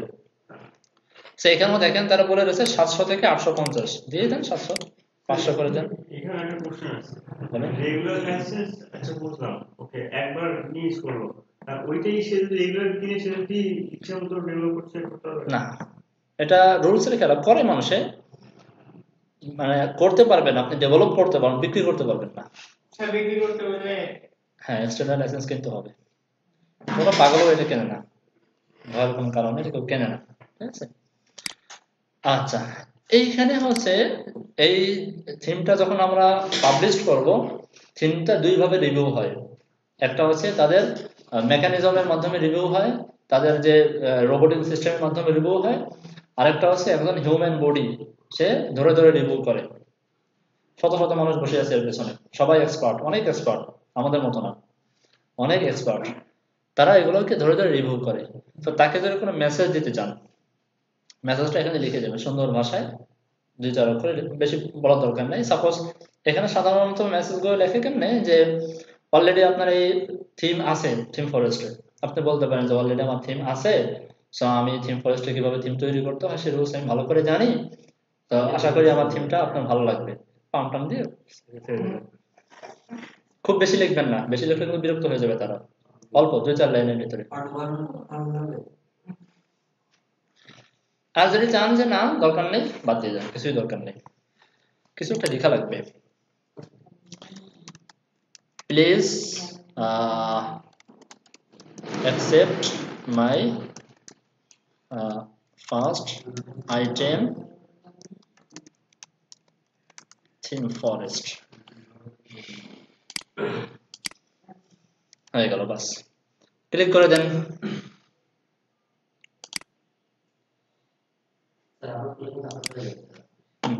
দেন আপলোড করে দেন।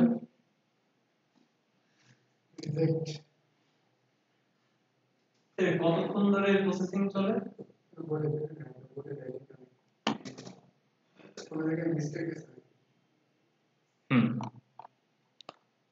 কি বলতেছে, থাম্বনেইল পাই নাই,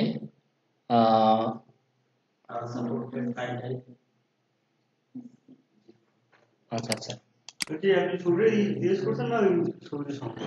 ছবিটার সমস্যা দেখা যাচ্ছে, থাম্বনেইলটা 50 KB এর নিচে দিতে হবে। থাম্বনেইল ইমেজটা বড় হয়ে গেছে। হ্যাঁ, আপনার নিজস্ব ইউজ করছেন না সে করলাম, সে কি হয়েছে, সাইজটা বড় হয়ে গেছে, সাইজটা ই করে নাই, কম্প্রেস করে নাই। কম্প্রেস করে নি। Thumbnail unsupported file type zip. Sir আচ্ছা যাই হোক, এটা দেখানো লাগবে, ঠিক করে দেখাবো নাকি চলবে? বুঝতে পারছেন? দেখার জন্য ইউটিউবে ঘাটবেন, ইউটিউবে দেখবেন, এতটুকুই।